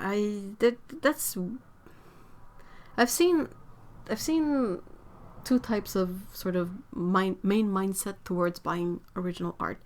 Either people don't realize that you can buy original art,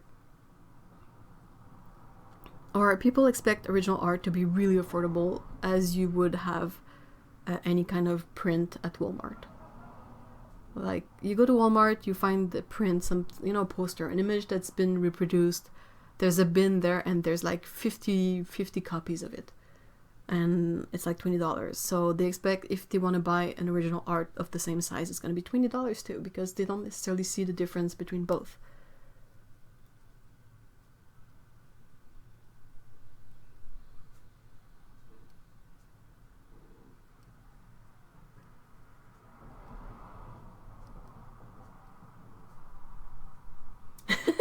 Phoebe is still cutting out Oreo cookies.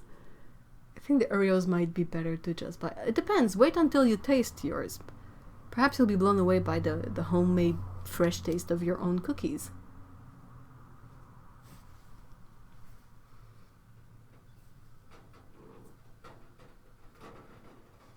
Qu'est-ce que tu fais, Pico? Qu'est-ce que tu fais, attends? Hello?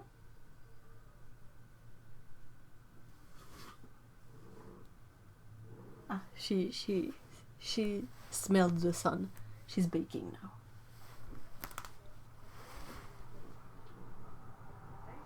I have a relative who paid $50,000 for a real Thomas Kincaid. I love seeing it when we visit her, but still.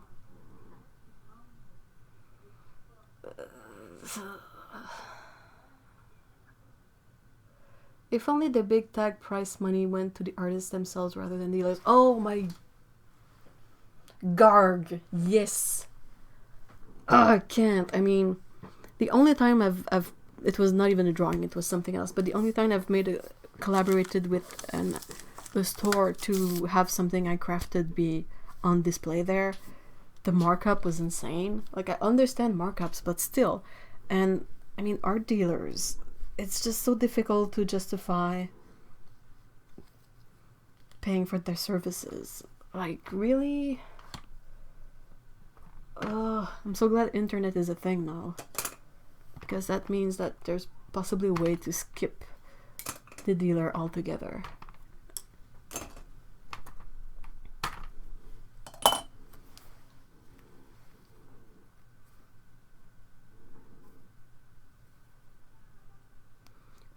Baxapain says, we've all had the, oh, you do insert your occupation hobby. Can you just whip up insert what you do real quick moment? Yeah, exactly. Oh, you do paintings. Can you just make me a painting to put in my living room? Like something really quick, like about yeah big. Like, nope. Are you paying me for it? Oh, you're back. Hello. Guess who's back? Back again. Pico's back. with her friends. Guess who's back? Guess who's back? Guess who's back? Guess who's back? Salut bébé. Hello. Hello petit chat. Oh, t'es belle. Ouais. Ouais, c'est fini, regarde dehors. T'as vu ce que tu voulais voir? Oh, baby chat. There you go. Otto, Pico's back.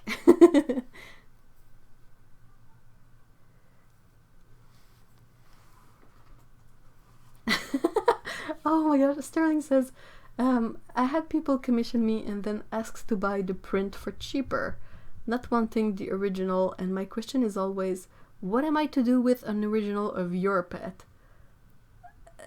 That's a very valid question. Otto says, so many famous artists died penniless while their work sells for millions after their death. Just value your artists while they are alive. Pretty much. Yes.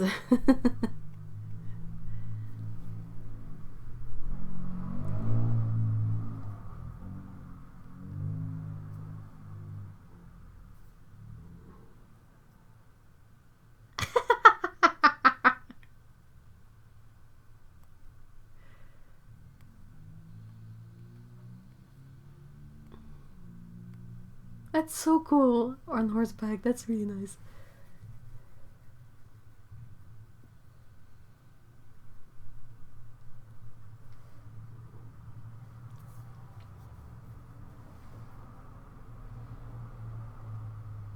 I really appreciate all your Pico heads up. Hey, Ellen. It's nice to see you. Hey y'all, just lurking today. That's perfectly fine. But my friend Janet has cut out dealers, sells painting for about 4 to 5k for the larger ones, but she's been at it for 20 years and got on NC when they first started. That's really interesting. We don't hear a lot about, like, the only artists I've sort of came across that could make earn a living from their art. It's mostly people who are really banking on the current trends. Like all the, I'm gonna sound like an old grumpy person, but all the wispy, cute, tattooed teenage witches, you know? That kind of stuff. Like when it's big, I mean, people seek that out and they like it and they will pay for it, so that's good. But for someone to truly have something they do that's kind of their own jam and be really good at it and being really successful, it's really interesting to see. Okay, hold on. I'll go get some water for painting and I'll be right back. I'll leave you with Pico. You take care of them, okay? Yeah? Boo? Boo?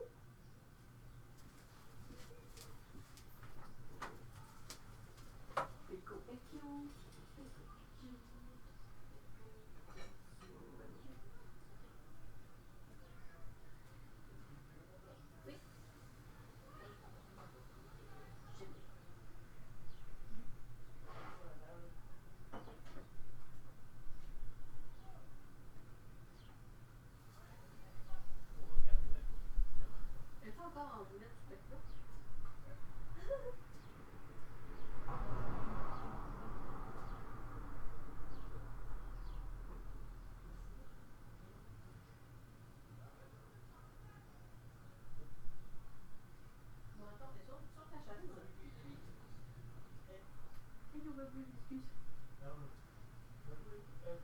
Elle sort ta chaise. Elle s'est levée pour faire de la snack, le tour était comme non, Pico, mais retourner sur la chaise. Oh. Amusez-vous bien, tous les deux là. C'est bon, tu t'es bien occupé de tout le monde, Pico?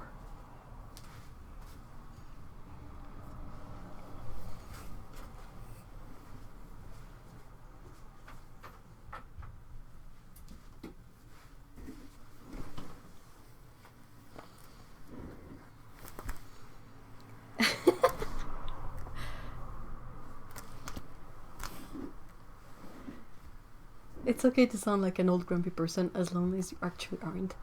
Well, I have my grumpy old person moments, but mostly it's just like I'm not mad at anything. I just don't really care. Like that's not exactly, if it's not something that's my jam, I just move on to the next thing, you know. I don't get mad at it. I just don't look at it. Silent but good-natured. Ellen says she works her butt off, but she has the remarkable style. Feminine, whimsical, AF, eye concept. That's very true. It goes with any decor. Yeah, I've been to her website since you mentioned it, and I checked it out, and it's really, really nice. And yeah, I can see why interior designers would love her prints. She's making a statement. We've taken the habit. I think it comes from watching the episode from The Toys That Made Us about the Power Rangers, and they have this thing. I think it's that. Hold on. Yep. Les Power Rangers. Oui. C'est pour transformation. Hein? Oui, c'est ça. Okay, so I checked up, made sure with Mr. E that I was not saying stupid stuff. But yeah, we watched the episode about the Power Rangers and how they would say henshin and transform. So I've started saying henshin koko in regards to Peko whenever she takes the egg loaf position, because a French word for egg is coco. Like you can say un œuf or you can say un coco. And since I call that the coco shape, well, I go to Peko and I'll be like, henshin coco, and yeah, just cracks me up. Ugh. How dry is this? Oh, it seems to be quite nice. Okay. Old and grumpy isn't necessarily bad. I know plenty of old grumps who are hysterical. I think it's perhaps the distinction between just being like all the grumpy and hating everything. Like, those darn millennials, you know, that kind of stuff. And just being like... I really enjoy playing the grumpy person, like hating everything, but I don't really hate everything. I hate a few things.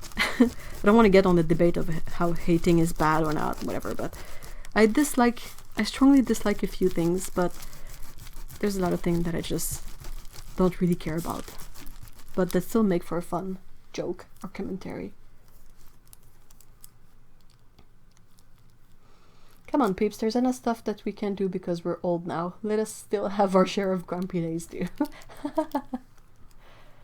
It's funny, I love that, the cat-shaped Power Ranger thing. Yeah, I mean, cats have so many different shapes. How can you not use henshin whenever they go from one to the other?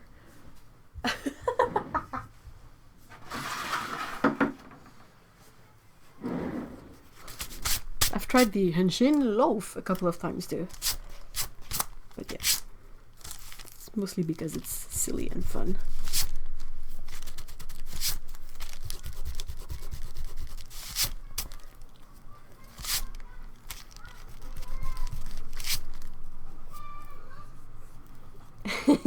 Oh, I'm super happy to help, Otto.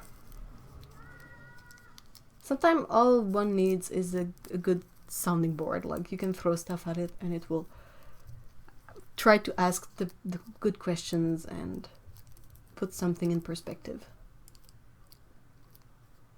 Oh, I don't get stuck in the mode, but thanks. That's always good to be to have kind of a reality check about that stuff. Like, since it's not something one wants to possibly have as a mood all the time, but sometimes it's just difficult to pick up on it.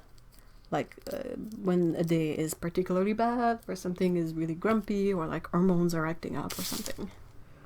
It's really easy to get stuck in a bad mental place and be like, well, everything is crap, and I hate everything, and this is just trendy, there's no other quality to it, and all that.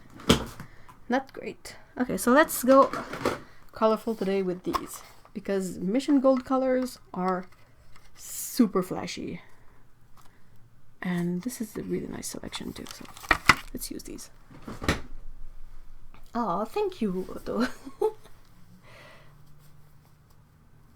I was wondering if, like, I'm always thinking, who isn't thinking all the time, but I was pondering Patreon stuff. And I was wondering if it would be something interesting to have a tier that's about, like, every month you get a session, let's say a 1 hour session of discussion with me, and as a way to perhaps talk about art stuff and try to figure out if someone is stuck, like what they could do to get unstuck, or, you know, just as a, like, to be the sounding board for an hour every month. But it's just one of the ideas that I'm kind of playing with. I see people protesting about not being able to get their Baskin Robbins, and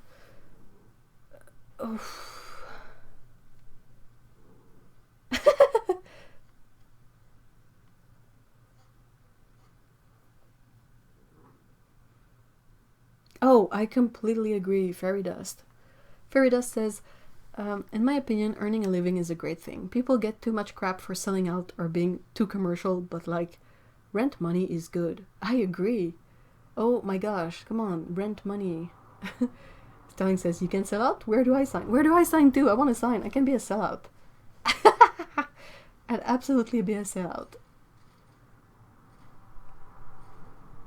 Oh yeah, I don't understand artists who shame other artists who have to do things to earn a living. That's like, either you're in a situation where you are so well off and so lucky that you don't have to always live with that question, like, am I going to be able to afford food this week, or, you know, am I going to be able to pay rent this month, or you are completely deluded about what other people might be going through, which is not a very good look too.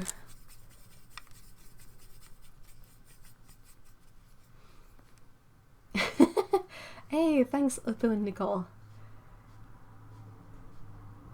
I might put that up for a certain tier. Trying to find things that are... It's not easy to find things that you feel you can actually be good at and be, like, helpful and that are interesting. It's very easy to find things that are not interesting.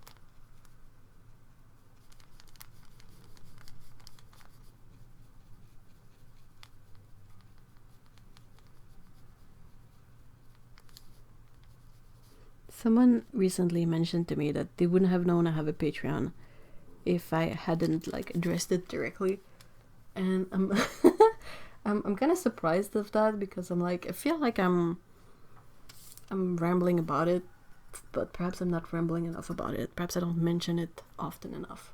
It's really difficult to self-promote, guys. But it says, I can't with people going on about how they need a haircut. If you value your hair more than your life, we have nothing in common. Well put. Completely.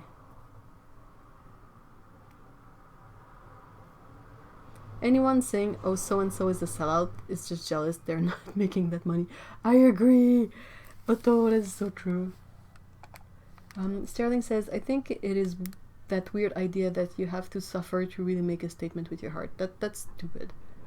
No one is at their best when they're not feeling good. I mean, you can still create art when you're feeling crummy, but I mean,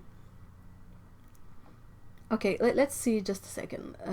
Say you're feeling really unwell, like you're really anxious, really depressed, or something like that, really sad, and you create a painting at that moment, how are you supposed to look back on that painting after and not go back to that place? Like, how is it a positive thing for the artist?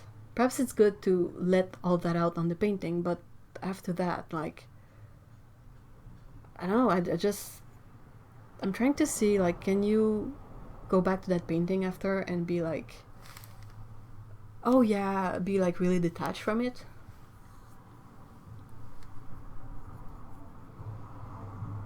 I need their nails done.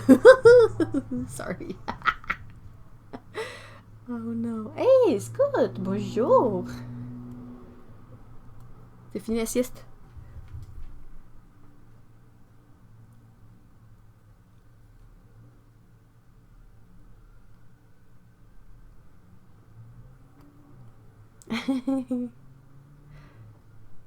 Ah, that's really awesome, Okuni.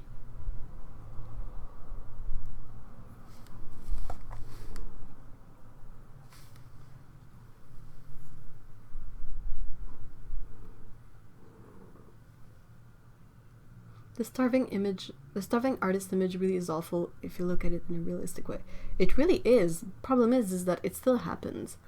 But it shouldn't be a goal, or it shouldn't be an ideal or a romantic view of what an artist is. Because you don't want people to suffer or starve. I mean, that's silly. Oh, thanks, Sterling. I never really know. Like, I feel like I'm rambling about it and it's not comfortable to self-promote, but yeah. Hey, Sunny Day, hi.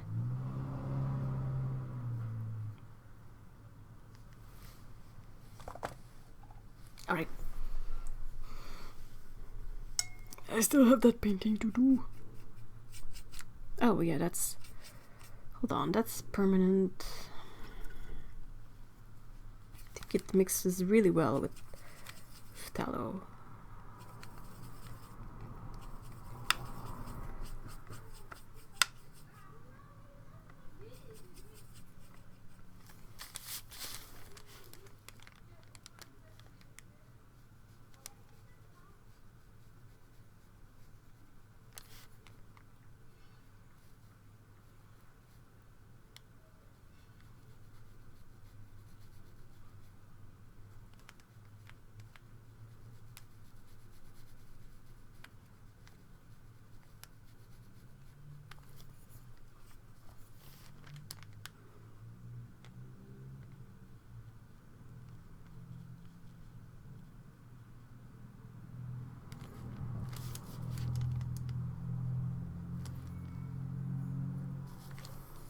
Completely forgot to draw a tail for that one.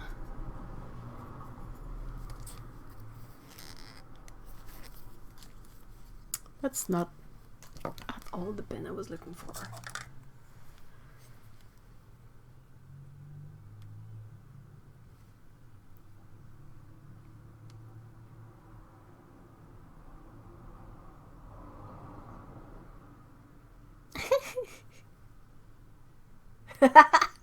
Sorry.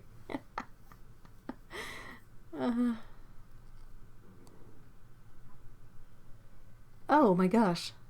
Zasha says, I had an art teacher that said if you don't have a starving artist face, you aren't doing it right. I never liked him. I don't know why, but that sounds very like the, you know, the very stereotype artist in New York trope. You know? You need to, like, have months where you're not able to pay rent at all to prove you're the real deal. It's like, no. How about no?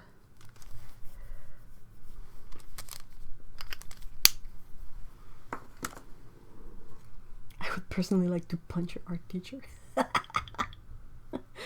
Oh.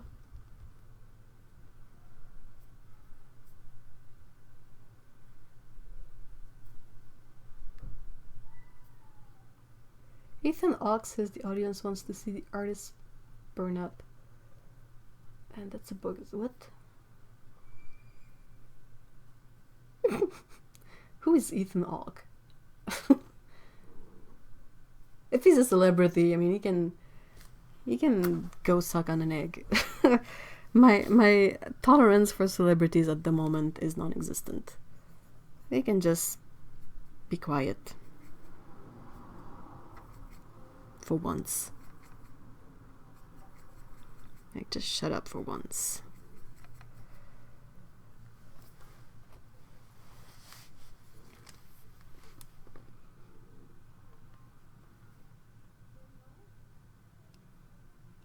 I'd love a film about an artist who did what they needed to do to pay the bills and also worked hard to try and cut out time for their own art. I would love that too, Otto. That sounds like a great idea.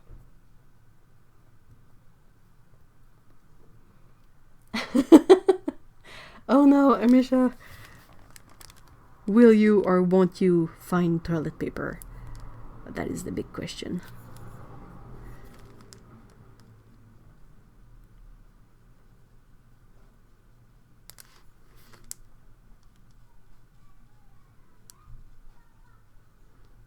Let's have her be a little calico in honor of Emerald, the new mama. Because we love a little calico cat. I don't remember what Emerald's markings are though. So this is a bit made up, but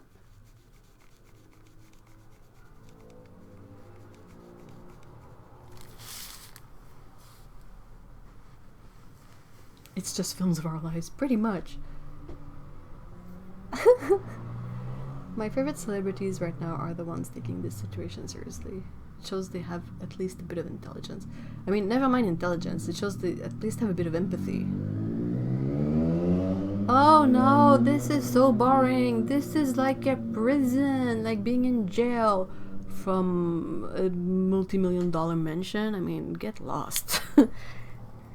Jeebus, am I supposed to empathize with that? Like, no. Screw you. Being in jail, are you for real? Honestly. Good gosh. How disconnected can a human being be?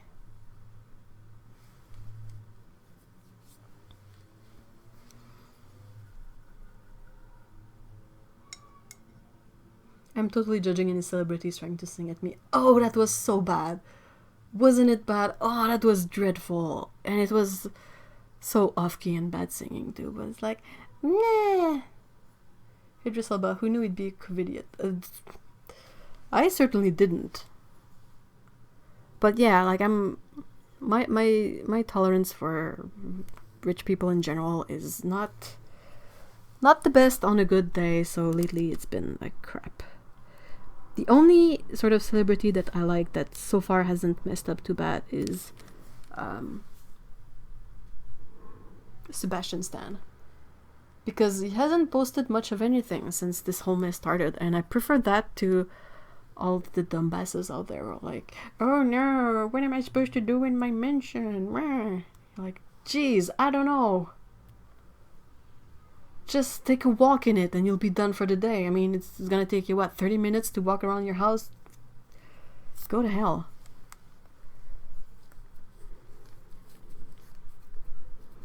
Ain't nobody got time for that, yes.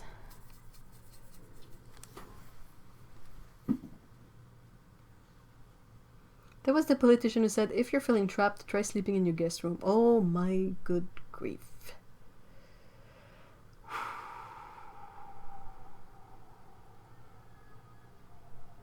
Sorry. Trying to...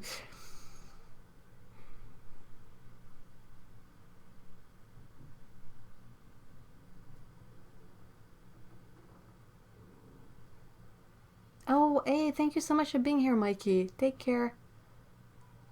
Have a great weekend as much as possible. I made the executive decision to not to watch that singing video. Yeah, I kind of did the same too. Like, whenever I saw it, even before it all went astray, I kind of saw it and I was like, oh, look, Gal Gadot is singing Imagine to whatever. And I was like, how can I put this? I don't care. I don't.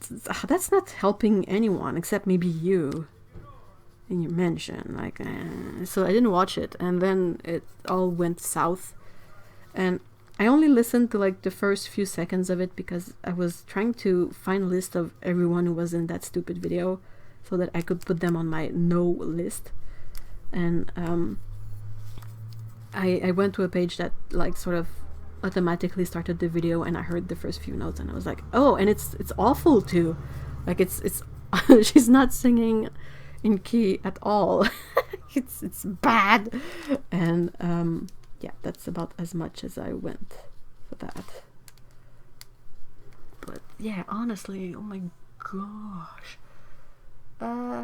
Okay, so what it says, Idris Elba, he said he got tested when he had no symptoms. He also said we should all do a week of lockdown every year to...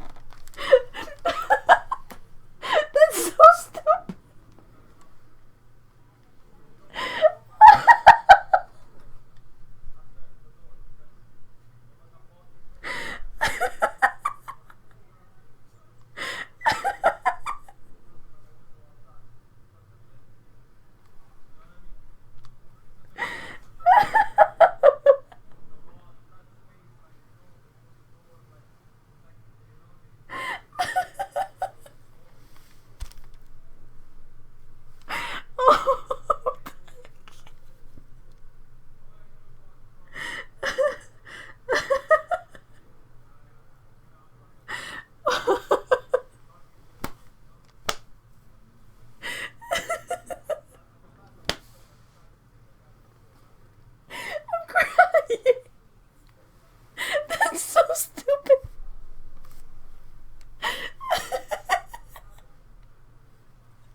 Oh, sorry.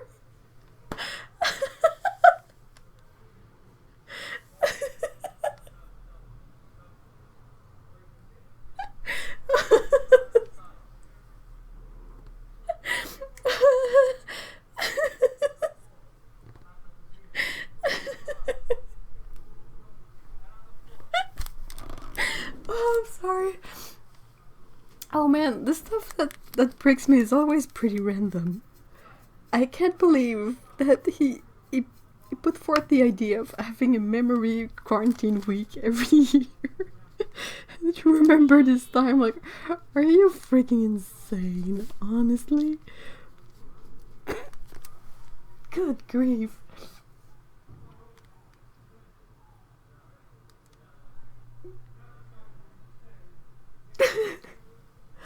Oh, I can't. Wow. Oh, dude.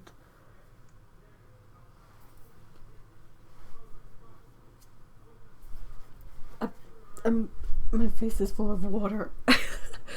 Oh yeah, that feels awesome.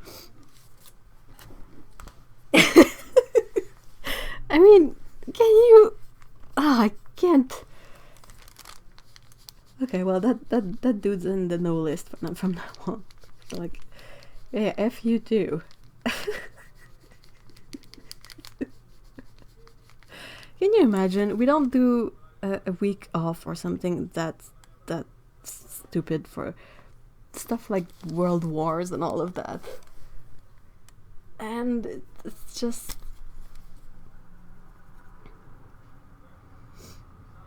It really shows how out of touch people are. Oh yeah, it does. It does. It's been a few months of absolutely mind-blowing instances of people being out of touch on so many levels.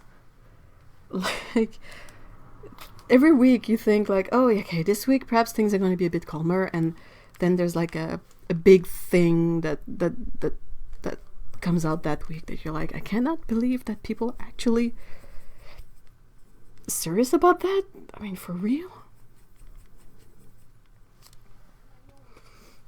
But yeah, a remembrance quarantine week has got to be one of the dumbest thing I've heard. Oh, good God, that was priceless. Can you?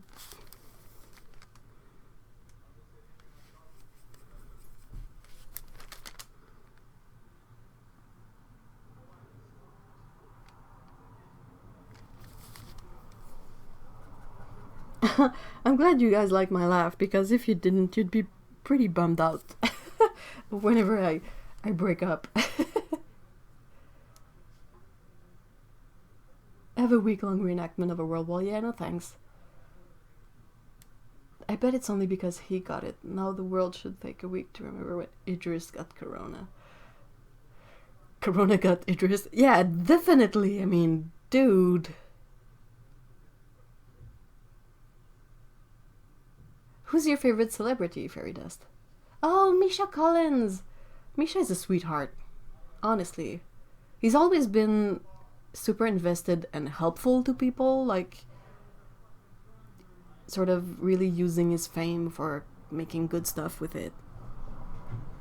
So that's not surprising. Misha is a real sweetheart.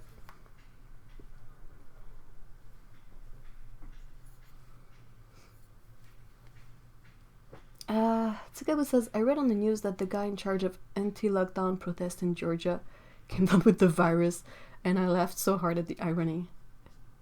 Oh, the other thing that really cracked me up recently, I think it's Otto who brought this up to me, but you guys are probably all aware how Boris Johnson got COVID-19, and he had to be in the ICU for a bit and on ventilator, and like he went back to work like this Monday, I think, and then his girlfriend gave birth and he's going on a 2 weeks paternity leave again.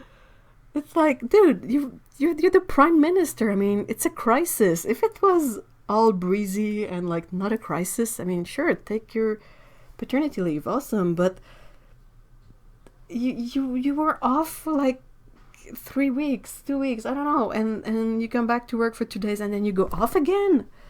I mean, don't you have a job to do? I think yours would qualify as an essential job, you know? What the heck?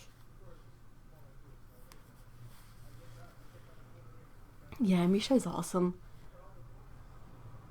He came back to work because everyone swore at him. Yes, that's good. I mean, fine, it's sad because he's a dad and he cannot be with his kid, but yeah, at the same time, he is also the prime minister. He has a really important job to do right now. So, yeah. Like, dude. Like, sure, I can understand your situation, but you have to understand the situation as well, you know? And you, like, when you decided you wanted to possibly be prime minister, there were a couple of things included in the deal, such as you kind of have to manage a crisis when there's one, like right now.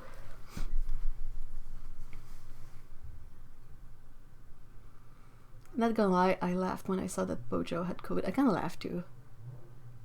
Not in a it's hilarious way, but in kind of like a really desperate way of like, well, if one of the leaders catches it, perhaps they'll be able to empathize better with the situation and understand a bit more. And perhaps that will influence his decision from now on, like, since he's lived through it, you know. But yeah, we have still yet to see how that pans out.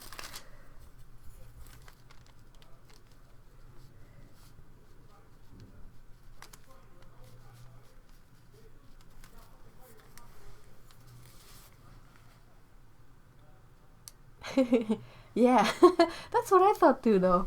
Amisha says maybe Great Britain is better off when he's not working. That's kind of what I thought. What's worse is that the first person who got corona in his cabinet was the health minister. Isn't the health minister the former dog breeder one? Like, it's just so... what's going on? I wish yelling at people that they got their jobs done worked in other places. Well, it seems to have worked. I think he got yelled at so much that he went back to work. The UK government, one big sitcom. Dude, every government is one big sitcom. Like, just for us in Canada, there's been the debacle this week about banning...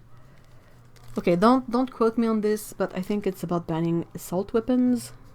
I don't want to get into too much details because I'm not savvy. Like, guns is not my things. I don't really appreciate guns, so I don't know much about them. And it's been kind of a great big debacle.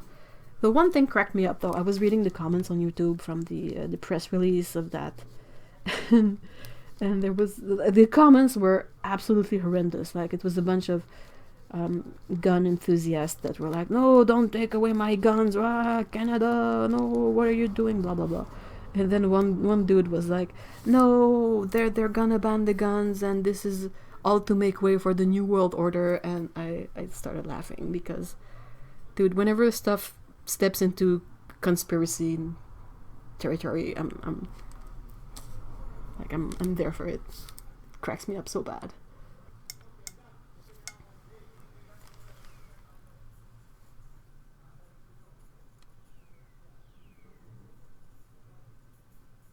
The dog breeder was one of the Americans on the task force for COVID. Oh, I think you're right. Sorry.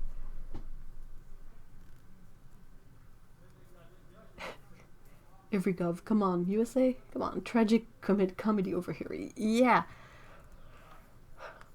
Is a tragic comedy one where you laugh because it's either laughing or crying? Like, it's not actually funny, but it's so unbelievable and doesn't make sense that you have to react in a way. Oh, if he's a star, look, he's this kind of star. Hold on, let me picture. Oh yeah, I know the way to fully represent the kind of star that guy is. I will use my offhand, which is absolutely useless, and I will try to draw a star. There you go. That's the kind of star he is. We have it. There we have it. And I did it with the Sharpie too.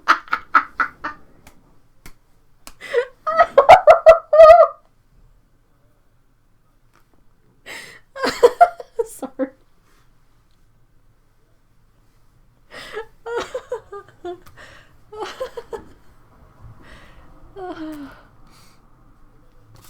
Okay, that just cracked me up all on my own.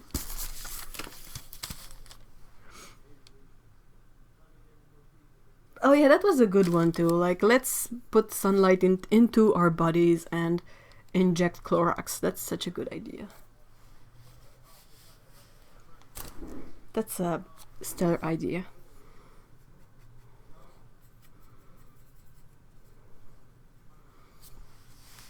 I didn't break a lot, but I mean, the fact that I picked up a Sharpie without noticing it to draw something to represent Trump is kind of a nice one.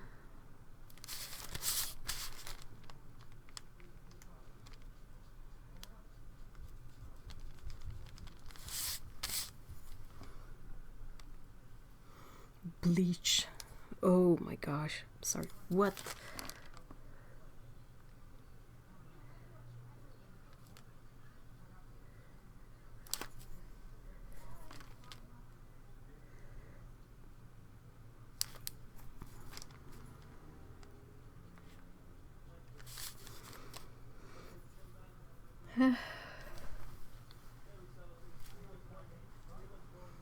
And shove UV lights down our throats. Or up our butt, I guess. Oh yeah, the Sharpie hurricane thing. Wasn't that absolutely priceless?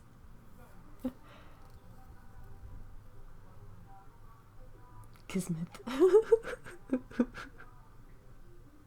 He's not exactly the sharpest Sharpie. He's the one, you know, that's been so used up that the tip is all squished. And like it's starting to be dry.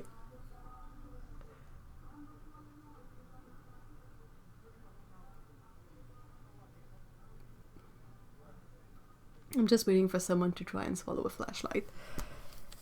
Yeah, kind of a bit with what happened with the chloroquine and the aquarium stuff. Like, it's...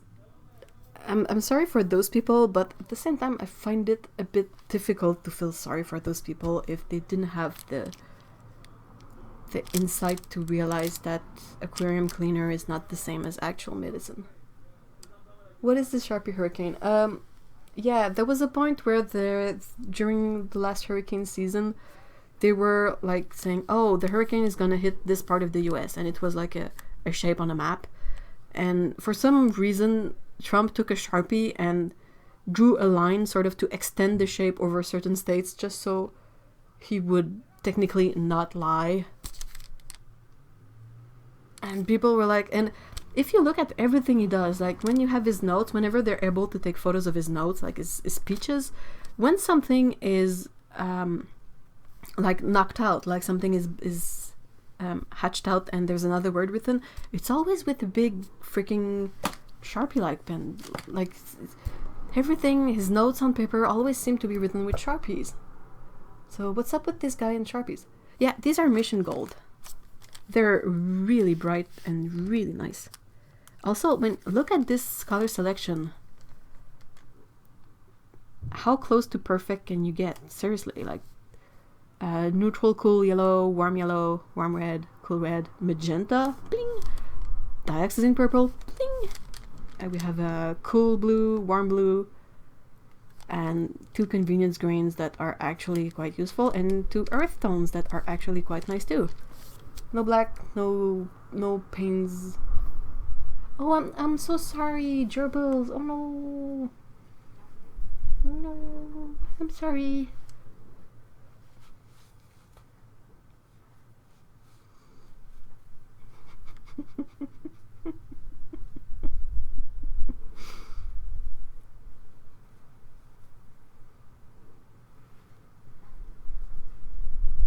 Oh my gosh, why?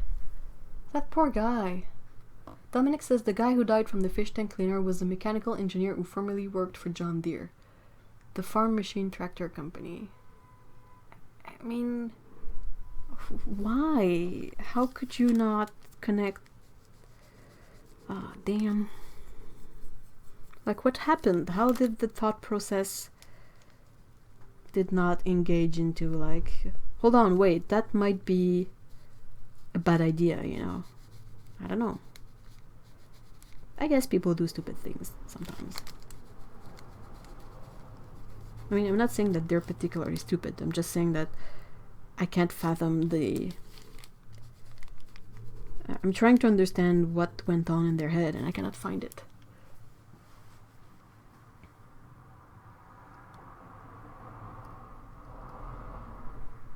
I didn't know they sold them in pans. Well, it's... You have to... I think they might sell the pans open stock in Korea or on eBay maybe. But this is the... Oops, sorry. This is the... Oops. So sorry again. The Mission Gold Mission pan watercolor set. Like, I didn't buy the pans individually, and also they kind of have a really weird shape.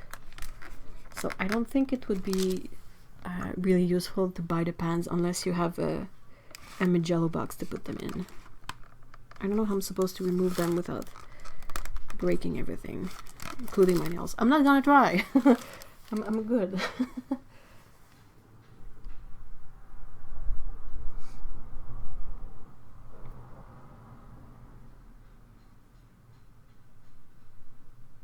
People do weird things when they're scared, unfortunately. That's very true.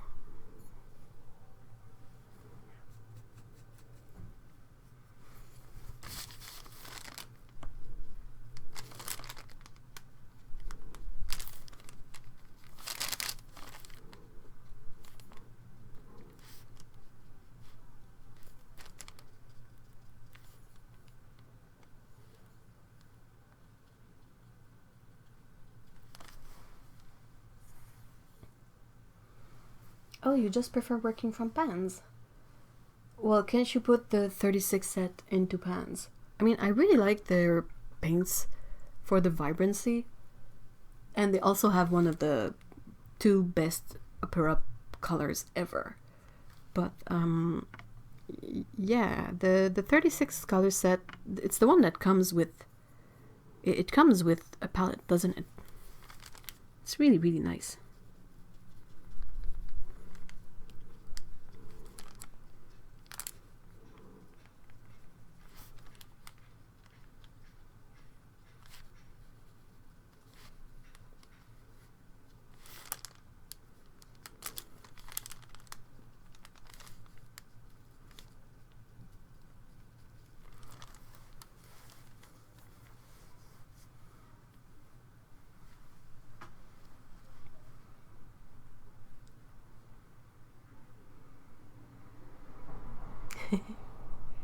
It is a really nice, it would be, I think it would be a nice travel set, Sterling, if you don't have one already, because it's quite compact and the colors are really like cover all the right bases.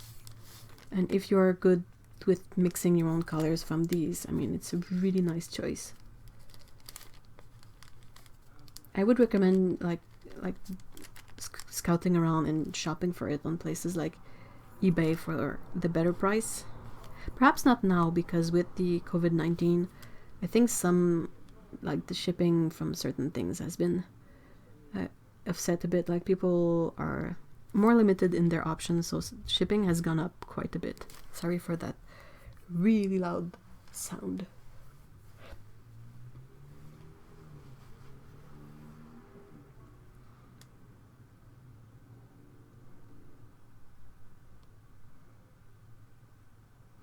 I would, but they don't set up well and it's very humid here. Oh no.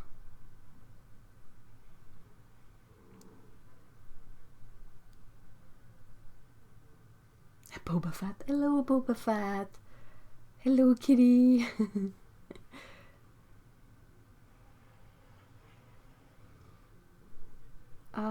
Droop, hold on.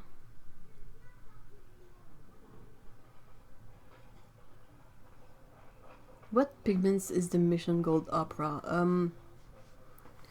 Considering it's an opera color, is it really relevant to know its pigments? I mean, if you're asking from the point of view of like the website and all that, I can check it, but on its own, like, it's definitely not Lightfast because it has a lot of fluorescent dye in it.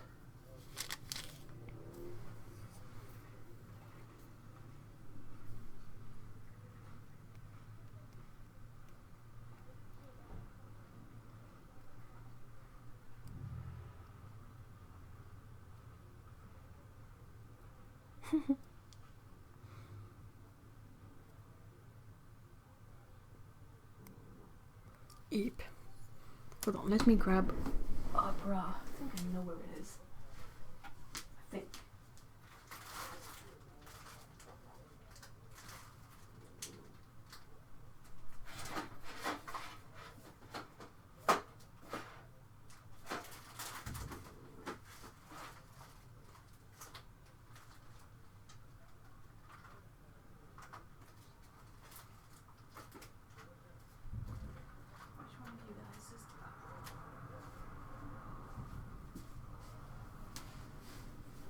So it's named Bright Opera. Light fastness, 2 stars, yeah, as if. Transparent, semi-staining, PV10, so that's the fluorescent dye, and PR122. It is really nice. If you are curious to see it in action, Otto has a really nice video comparing a bunch of different opera pinks. And yeah, if you want to see and compare and sort of have an idea of how each of them works with, like, how they compare to the other ones, you can go check on Otto's channel, or if you want to put the link in the chat, Otto, you can. By all means.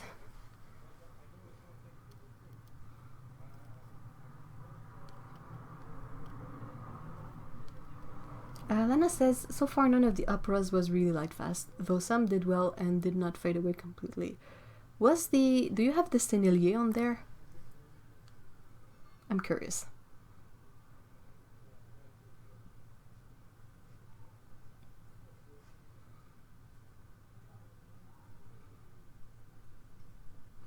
Nicole says Mission Gold's Opera Pink and Da Vinci's Cobalt Turquoise makes the most beautiful lilac purple color. That sounds lovely.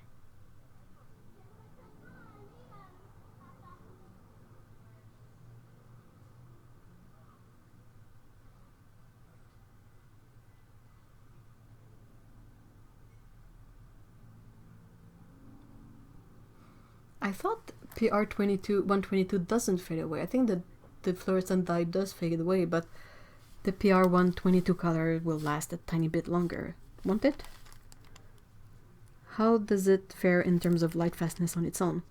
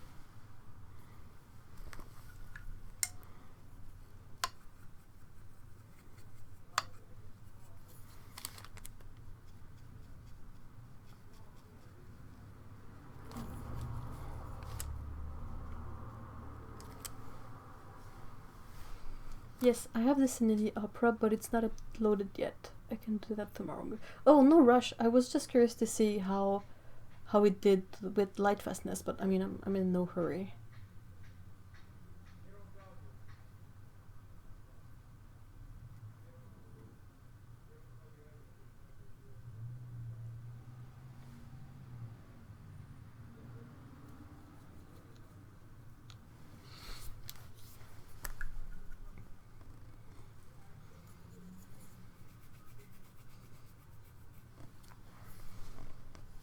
Oh, Sterling, did you start selling handmade paints?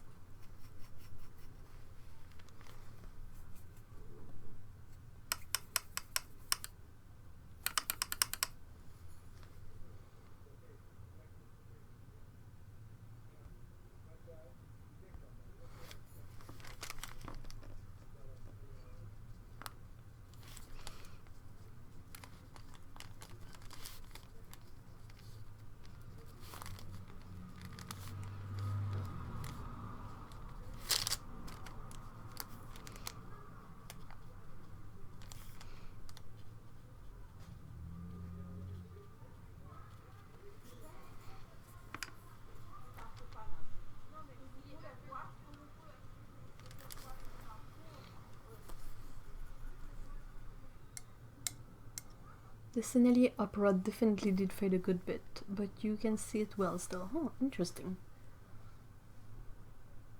It is a non-existent shop with a non-existent link. Oh no!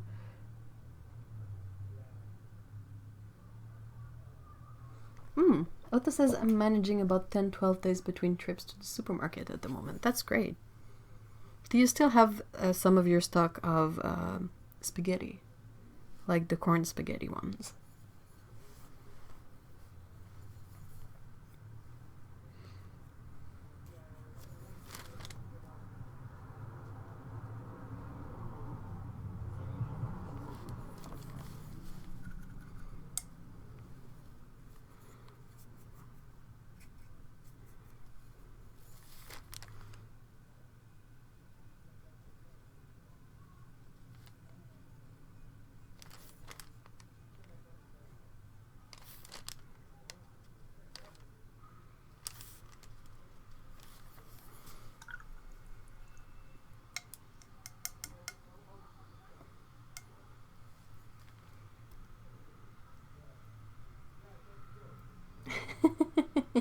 Hey, Lise, that's okay.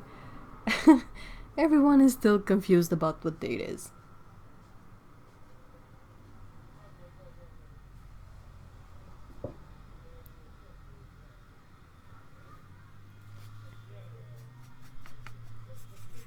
Oh, that's not the color I thought it was. Oops.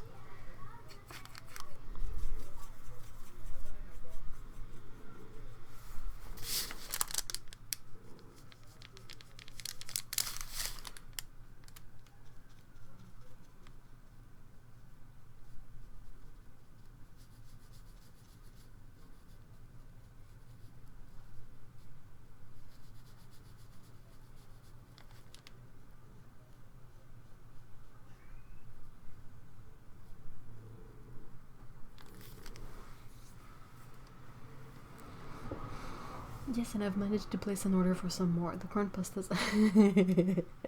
Well, they're so good. Honestly. They're surprisingly legit.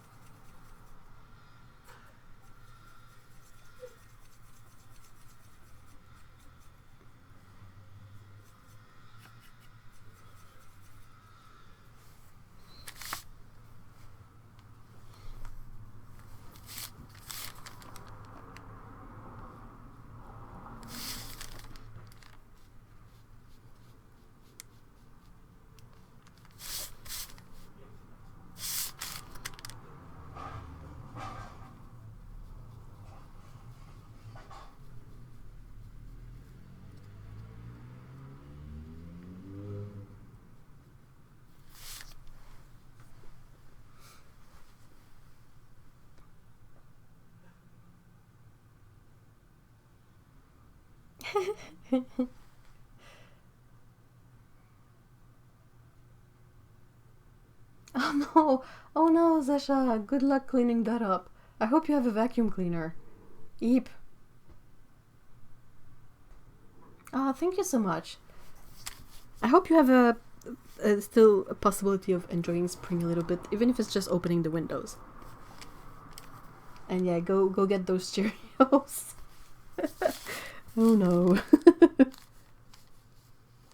Cheerios, not carpet friendly.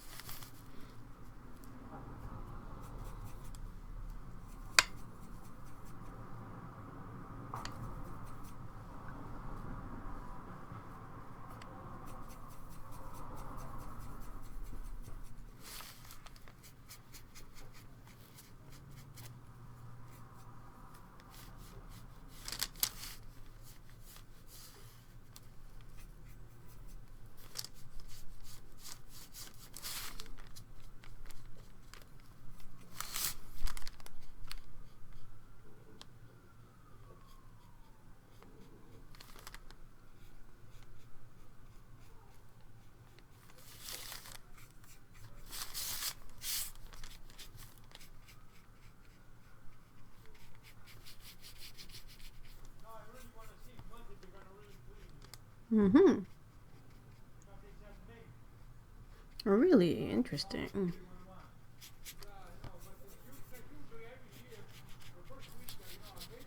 Sorry, I'm making fun of the neighbor.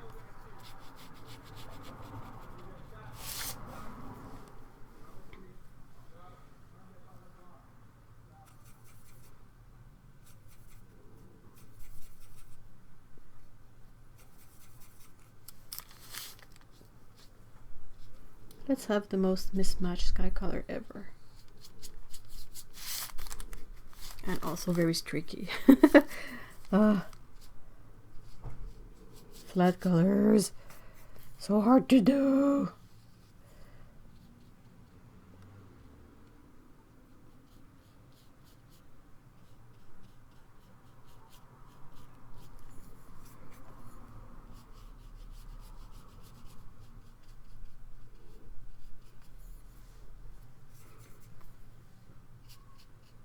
Don't do what I do, kids.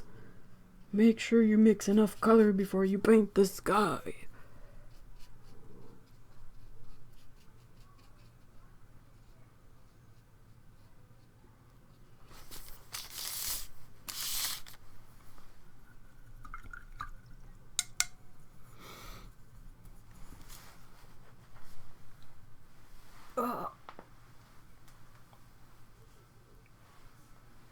Yeah, what cracked me up was when Otto said that apparently Idris Elba has suggested we take a memorial week of lockdown every year to honor the memory of this awful crisis, which is such a disconnected thing to do, to say that it killed me.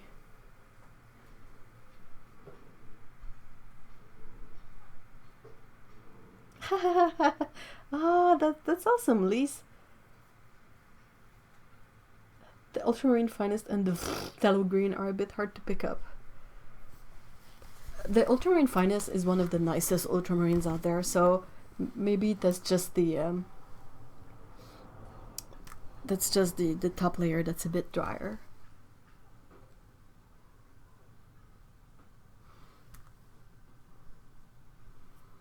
Yeah, that's the thing, like that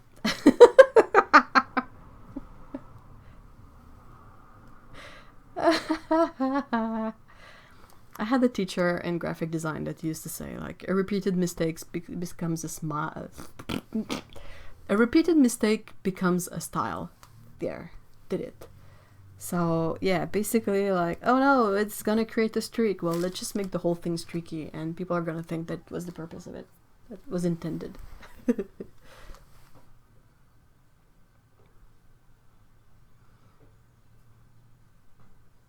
Oh, come on, can we go one day without some celebrity spouting idiocy? Apparently we can't. Like, they're blowing each other out of the water in terms of idiocy. Honestly, the one that made me roll my eyes so bad that they came back around was when I think it's like Ellen DeGeneres complaining of being stuck in her mansion, that it's like being in jail, and that kind of died a little inside.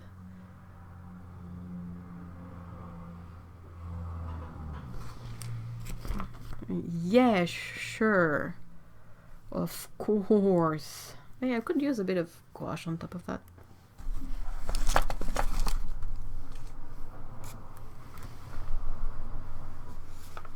I made little origami boxes to prepare paint orders. That was fun. Where is my thing with the thingamajig in it?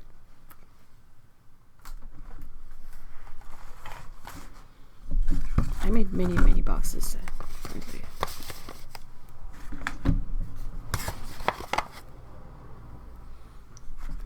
Oh, there it is. Under all the other stuff. Alright, got it.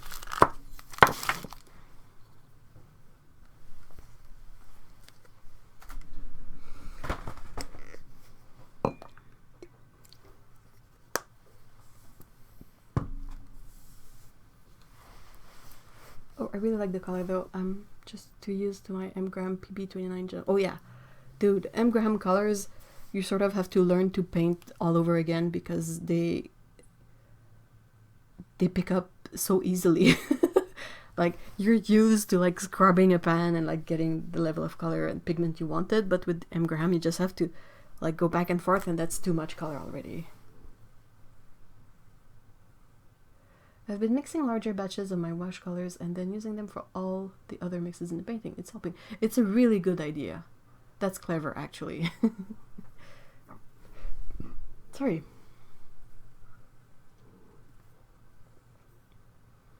There were so many celebrities who did that being bored in a mansion. List of people who have gone down in my books. Idris Elba, Ellen DeGeneres. Who's Richard Branson? Gal Gadot. Whoever runs Weatherspoons. What? Is that a really funky typo for Reese Witherspoons, whatever? It's like, really? You don't have any hobbies with all those millions you make? You can't afford anything to keep yourself busy? Yeah, I mean, I know. That's the thing that's like completely mind-blowing. It's like, binge Netflix. Buy Animal Crossing. Clean up, paint, learn to knit. I mean, honestly, what?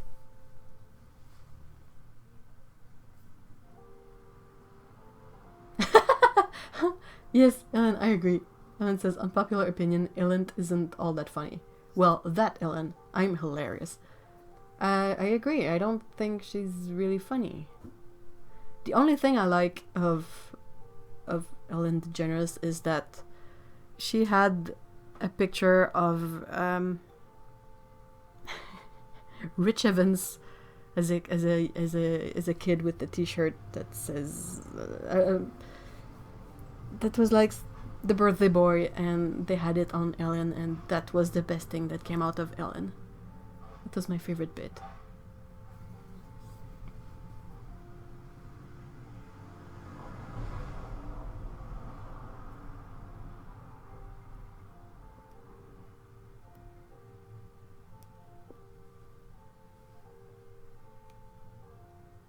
Oh, that's such a good idea, Otto. Otto says we've been trying to make nice memories throughout this lockdown, like sunbathing together on our living room floor, learning to shuffle cards, watching the top 100 films. It's such a good idea. Honestly.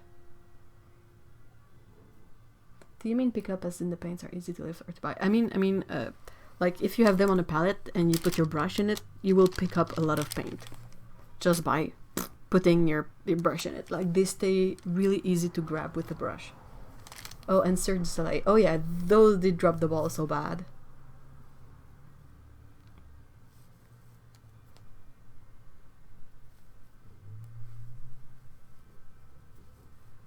Alright, well, I still need to... Hold on. I did pre-wet my white paint. What am I saying?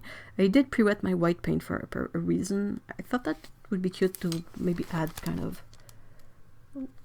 white flowers. But the thing is with white gouache is that you never know if you will get the right opacity at the first at the first try. Like, sometimes it's too thin, and when it dries it's really transparent that you don't really see it anymore.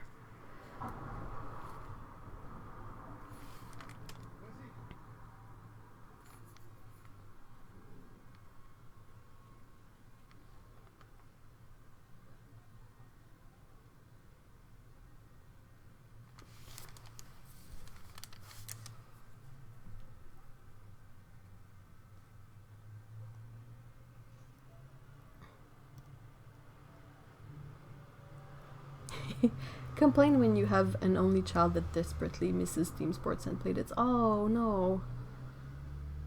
I've been trying to make it fun, but sadly I'm not fun. Oh, poor sweetie. Yeah, I feel sorry for that kind of situation. I mean, I'll never feel sorry for gosh darn celebrity. Are we ever supposed to feel sorry for them? I mean, good. I don't know. My grump is coming out. I need to shut up. See, my white is pretty transparent, turns out. It's white gouache, it's not white watercolor. I got nothing's wrong with white gouache in my book.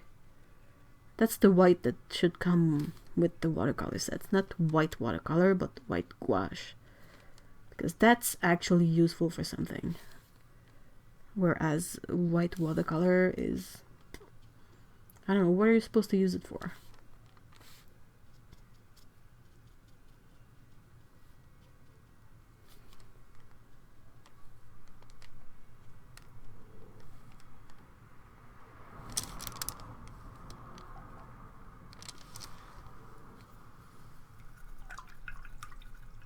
Oh, I'm glad you guys like the painting. I'm also glad I was able to find something to paint today. It's been difficult the last few weeks. Inspiration has been pretty much not there. Oh, thank you, Phoebe. Wait, what did Cirque du Soleil do? Oh, they fired most of their artists.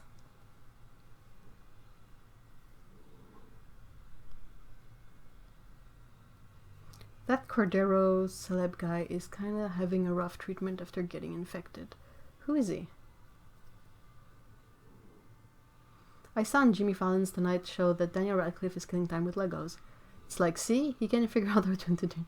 Dude, did you guys see how Elijah Wood, like, is playing Animal Crossing? That was so cute. Like, he's just a kind, regular person playing a game. Like, it's not... Jeez, guys, it's not rocket science. And they don't even have the...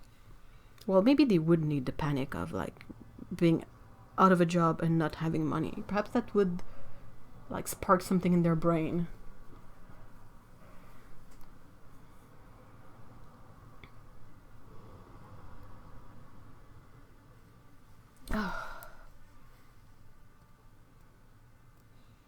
I just wish you drew some doggies. I'm sorry, dogs are hard to draw.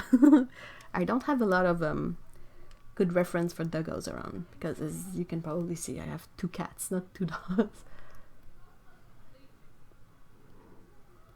He had to get a leg amputated and then internal bleeding and so forth, one thing after another.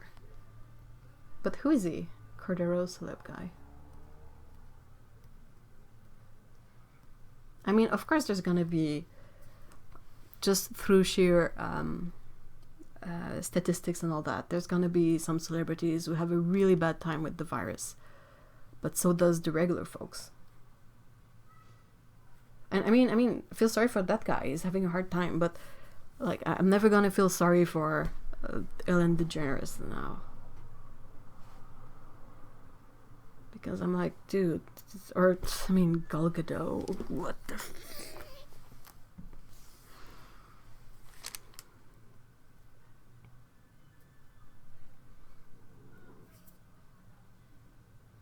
On the same level as all the companies we've got here in Sweden who are firing people, asking for government assistance.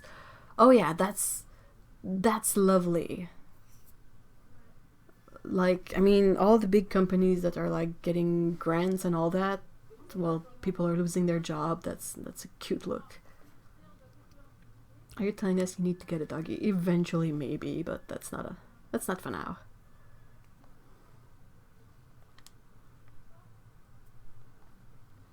I think I would say personally that cats are easier to draw, especially the way I do it, because there's not that many variations in cat looks and shapes as you would have in dogs.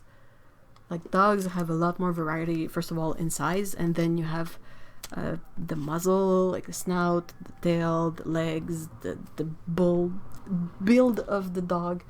Whereas cats, it's a bit more all the same. As I read somewhere, we're not all in the same boat, we're in the same storm. Some people have a better situation to write it out. Yeah, that's a really good way to put it. Oh, and I agree. Amisha says, I am so tired of corporations wanting government money, but people on food assistance are the ones seen as takers. Yeah, and also, I mean, that government money, it's usually taxpayers' money. Nick Cordero is a Broadway star, but I honestly don't really know him. Oh, okay. Okay.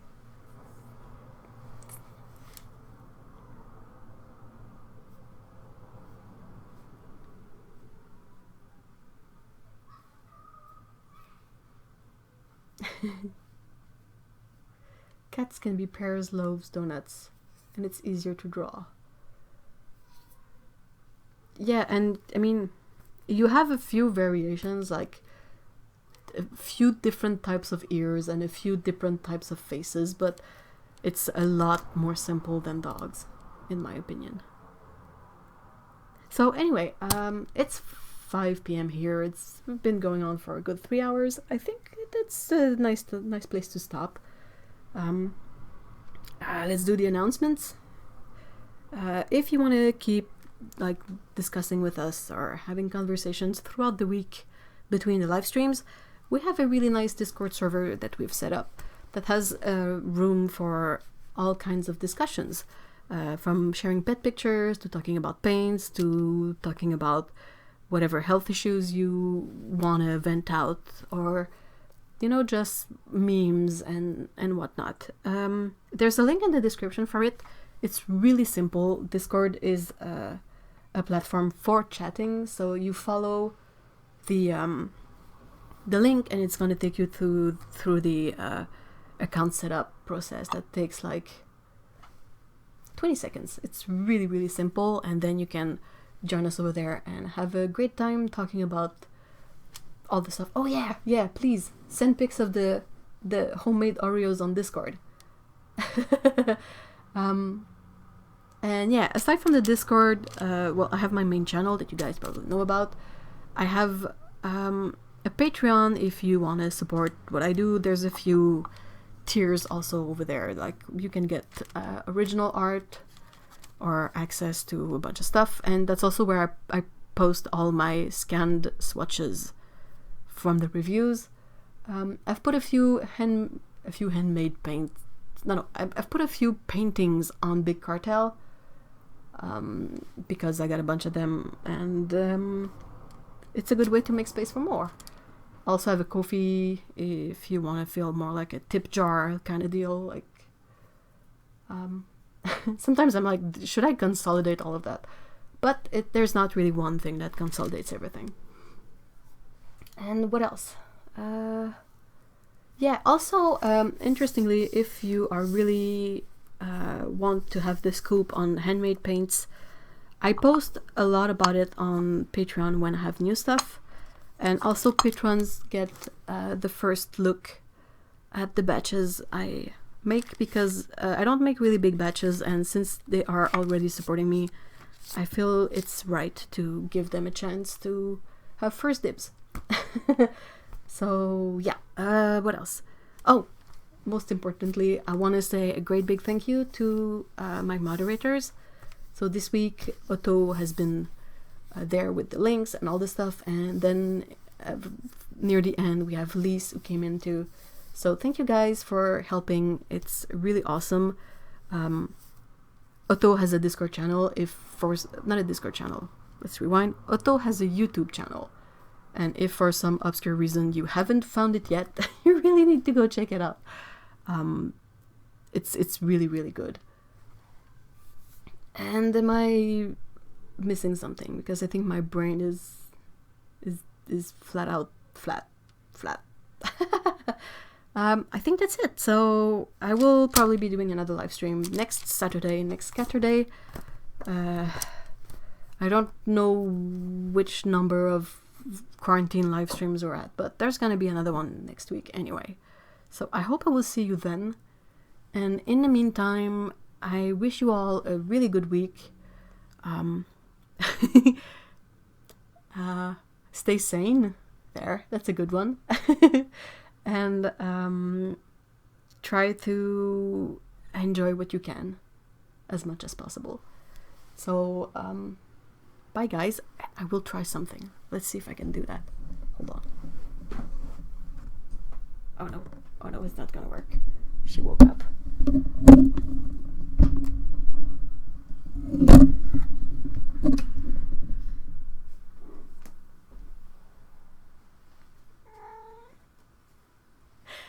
Did you hear Pico? Were you able to hear that? She went boom.